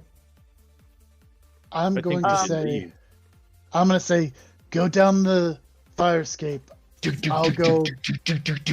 I'll be the door. last down, and I'll head towards the door to let them get out. You Go down the fire escape. That's what I said. Yeah. All right. you hear people kicking at the door. Who's in there? Open the door. Is the At this point, go ahead. is the TV still on? Oh yeah, it's blaring Pavarotti and strobe lighting. It's really I'm gonna hard to tell take where a- you are. I'm gonna take a picture of the TV and try and expose it correctly, and hit record on my tape recorder as I'm. What do you bid? I'm gonna bid shooter. Okay, as you camera. you do mark it down on your sheet that you have that photo All right, cool. and that recording. Leah, Leah honestly is still pretty traumatized at this point, so the fact that the music just isn't stopping, she'll probably just particularly with the pistol already in her hand, she'll probably just kind of react and just like point the gun at the TV and pull the trigger again. what do you bid? Let's see. Actually, I'm gonna go ahead and bid my own flaw this time and scene shit. Yeah, as we'll say that you unload, since it's a flaw, you unload 2 rounds. So of that mag of 9, you're down 3. As you see Leah fire twice at the TV. Leah, we're gonna have a fate roll. Okay, who's fortune? Who's false fortune? I'll be fortune. I'll be false fortune. All right. False that a fortune D- wins. It's a D100, but we'll do stakes first. If false fortune wins, as Leah is shooting at the television twice, and on the other side of that wall is Mariah's room. Mariah gets shot, Shit. and she will take the damage as you roll it. Fortune, she doesn't get shot. Limbo, you probably get a flaw for realizing what has just happened. All Gotcha. right, do it. Uh-oh. This is a trigger warning for everyone. No pun intended. That's a 35. I rolled a 19. Ooh. The gods are with you. As boom, boom, boom, as you do twice.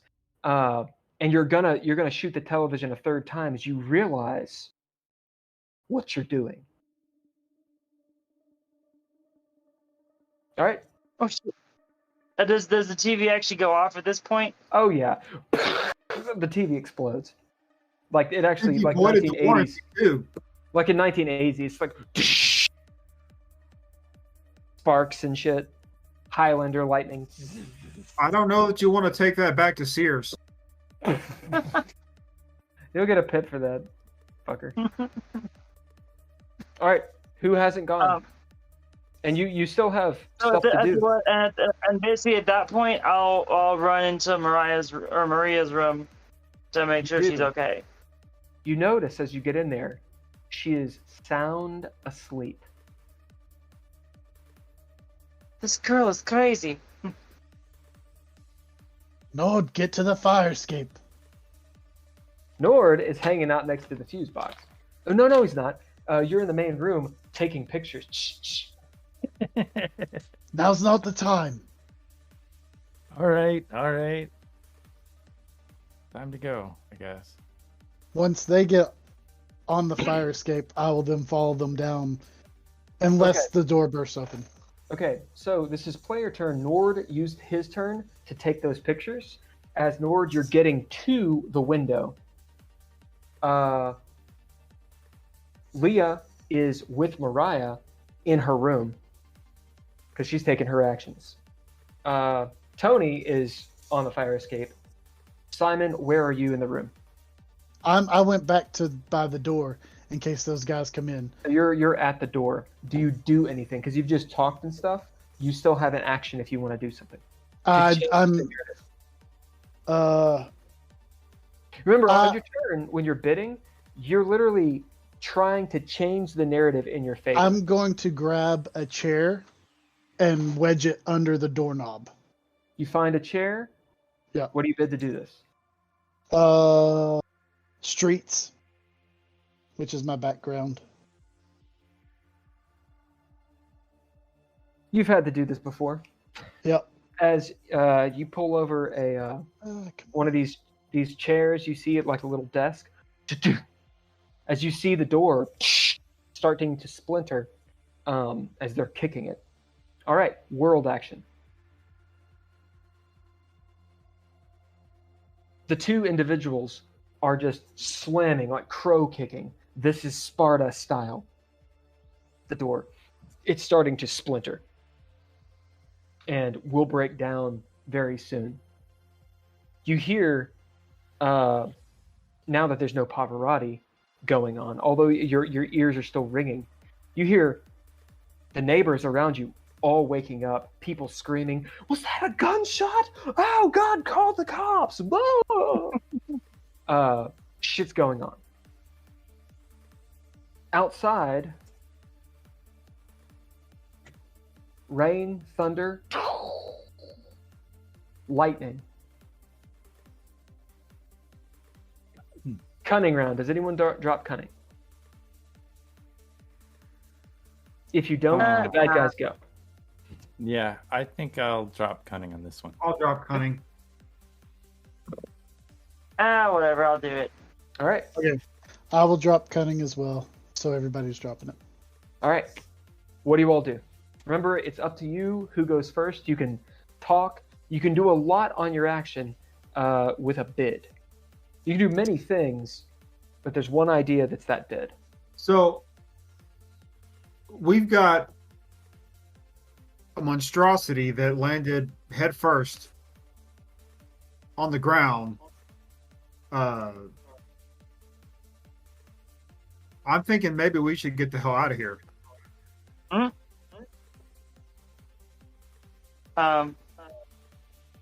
Leah will basically pick up Maria and start, going out the window.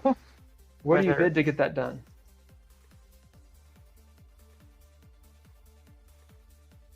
Steadfast.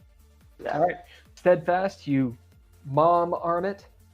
She is still asleep. She kind of murmurs, "Mom, what are you doing?" She's completely out of it. As you get to the window, it's all broken and destroyed. You grab onto the fire escape, and you get on the fire escape, bidding Steadfast. What about the rest of you? I'm gonna support Lee in helping her with. Is it Miranda? Mariah? Mariah. Maria. Mariah. It goes back and forth. Maria. Okay. Yeah, Maria. What do you bid to do that? I bid. I don't know. It worked in the past. As you go up and you kind of like put your hands on her back and like push her, Leah, you feel this push. It's actually very helpful. It makes it very easy to get onto from the window over the rail onto the fire escape. Nord, I've definitely helped people through tough situations traveling the world. You know, as maybe in communist country, you've jumped out a window before. As you have one of your feet, one of your legs up on the window, maybe your other one on the sofa. Do you go out the window yourself, or do you stay in there with Simon? I'm gonna go out the window. All right. As you're all on the fire escape except for Simon. Simon, what are you doing? Once everybody's there, then I will make my way to the fire escape. All right. What Then I do was you bid to waiting. get? Calculating is my nature. Yep. You wait till everyone's gone. We'll say with calculating, do you grab anything from the apartment before you go?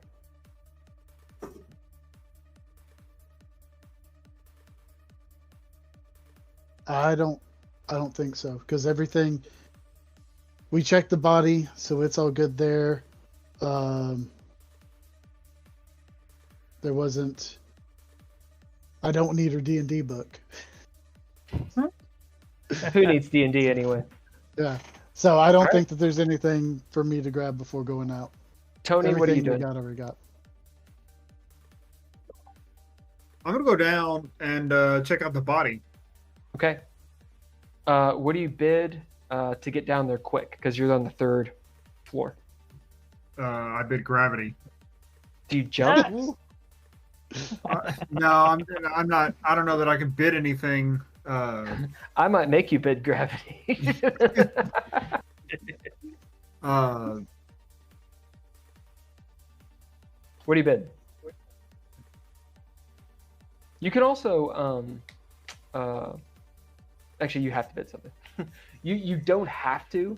You can just throw down without bidding. It's just you can only get 1 success on any die. I'm gonna bid local. Okay, tell me how that works.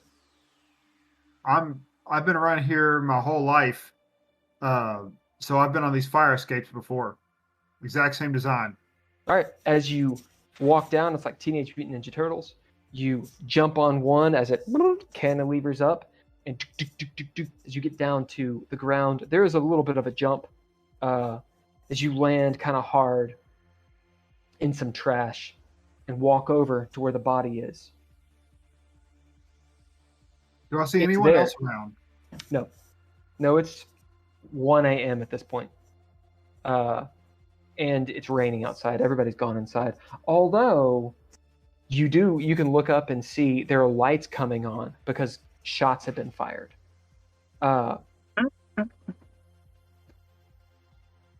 You notice, actually that's what you'll notice, as your action was to get to this body.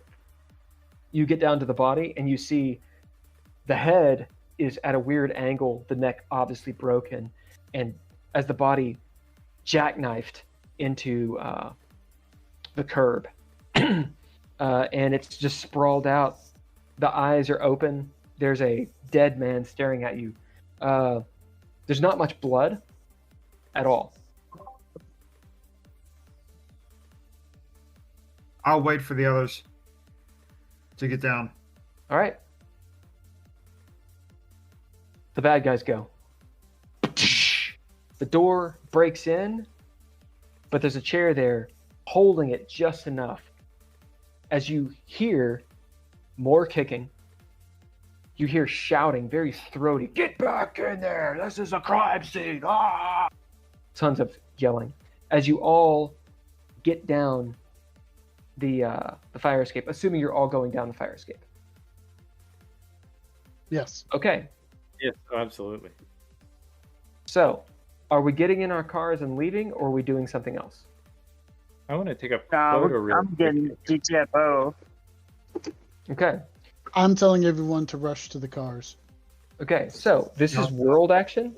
How we're going to do this, basically you all have time for an action before the bad guys can go again. So take your actions. Nord, what do you bid to take your photo?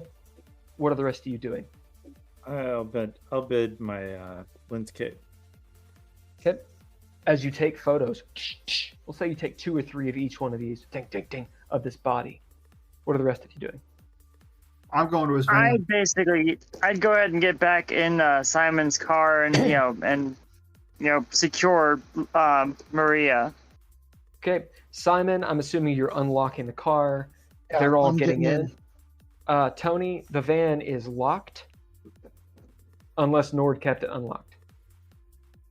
It's the 80s. I think people keep it locked. All right. As Oh, Tony, you up, gotta, man. as Tony, you got to sit there for a moment as you hear the banging. You hear the door break down.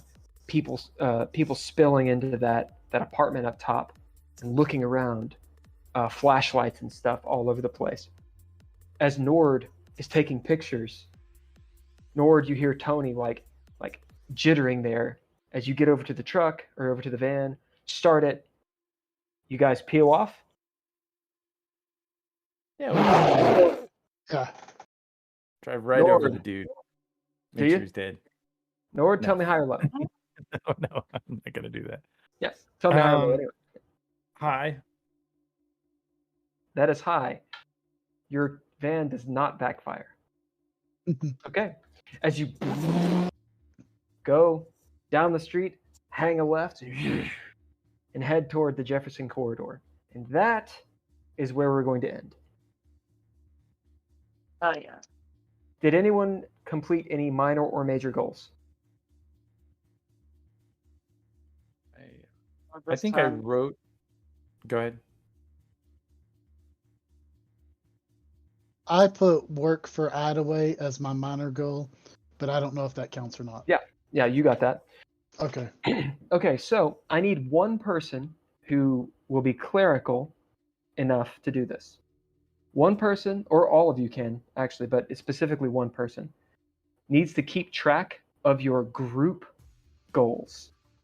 Who wants to do it? So I am creating a series of text documents that will be shared among us to make it easier for us to actually keep track of what we did and all the NPCs that we encountered. So We need to make a wiki. That'd be awesome. well, I'm working on that, but I think eventually I'll have something like that ready. But for now, I think the best thing is to just create a series of text files. I'm gonna have a template for like an NPC, a place, a scene, and I would like for people to just sort of fill in with the notes that they've been taking. Cool. And we can all do it. So I will create an extra place for that and just track the group goals. Okay, so you're going to track it. So mark this down right now. Okay, so the way that the group goals work, it doesn't matter if it's a major or minor goal. You just put one tally. When that gets to 12, everyone advances. Okay? So the idea is, let's say you get to a point where you're only pursuing Leah's goals. That's fine, because so as she's getting goals, you're all going to advance when the group advances. Okay? So, yeah. So who got a goal? Drizzle got one, so that's one.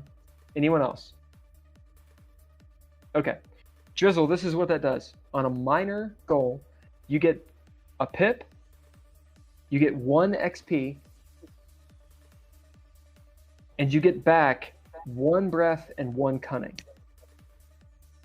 So if you look at your character sheet, pretty much the entire bottom, you get something. You get one of each, basically. Okay. Yeah, cunning, breath, and pips and experience. Okay. Now, when your experience goes to 3, cash those. Now you have 1 advancement. You can advance during a montage. Okay. Okay. Typical rule for advancement. Let's say you had 3 that are banked, which you really shouldn't bank stuff, but let's say you do. You cannot go from like, I have an ability, upgrade. You can't do that in one sitting. You got to have 3 different montages to do that. But if you had 3 advancements, you could get this ability, add this upgrade to this other ability, and get a proficiency. You could do that. No. Typically, you want to advance in things that you have done in the game. Okay.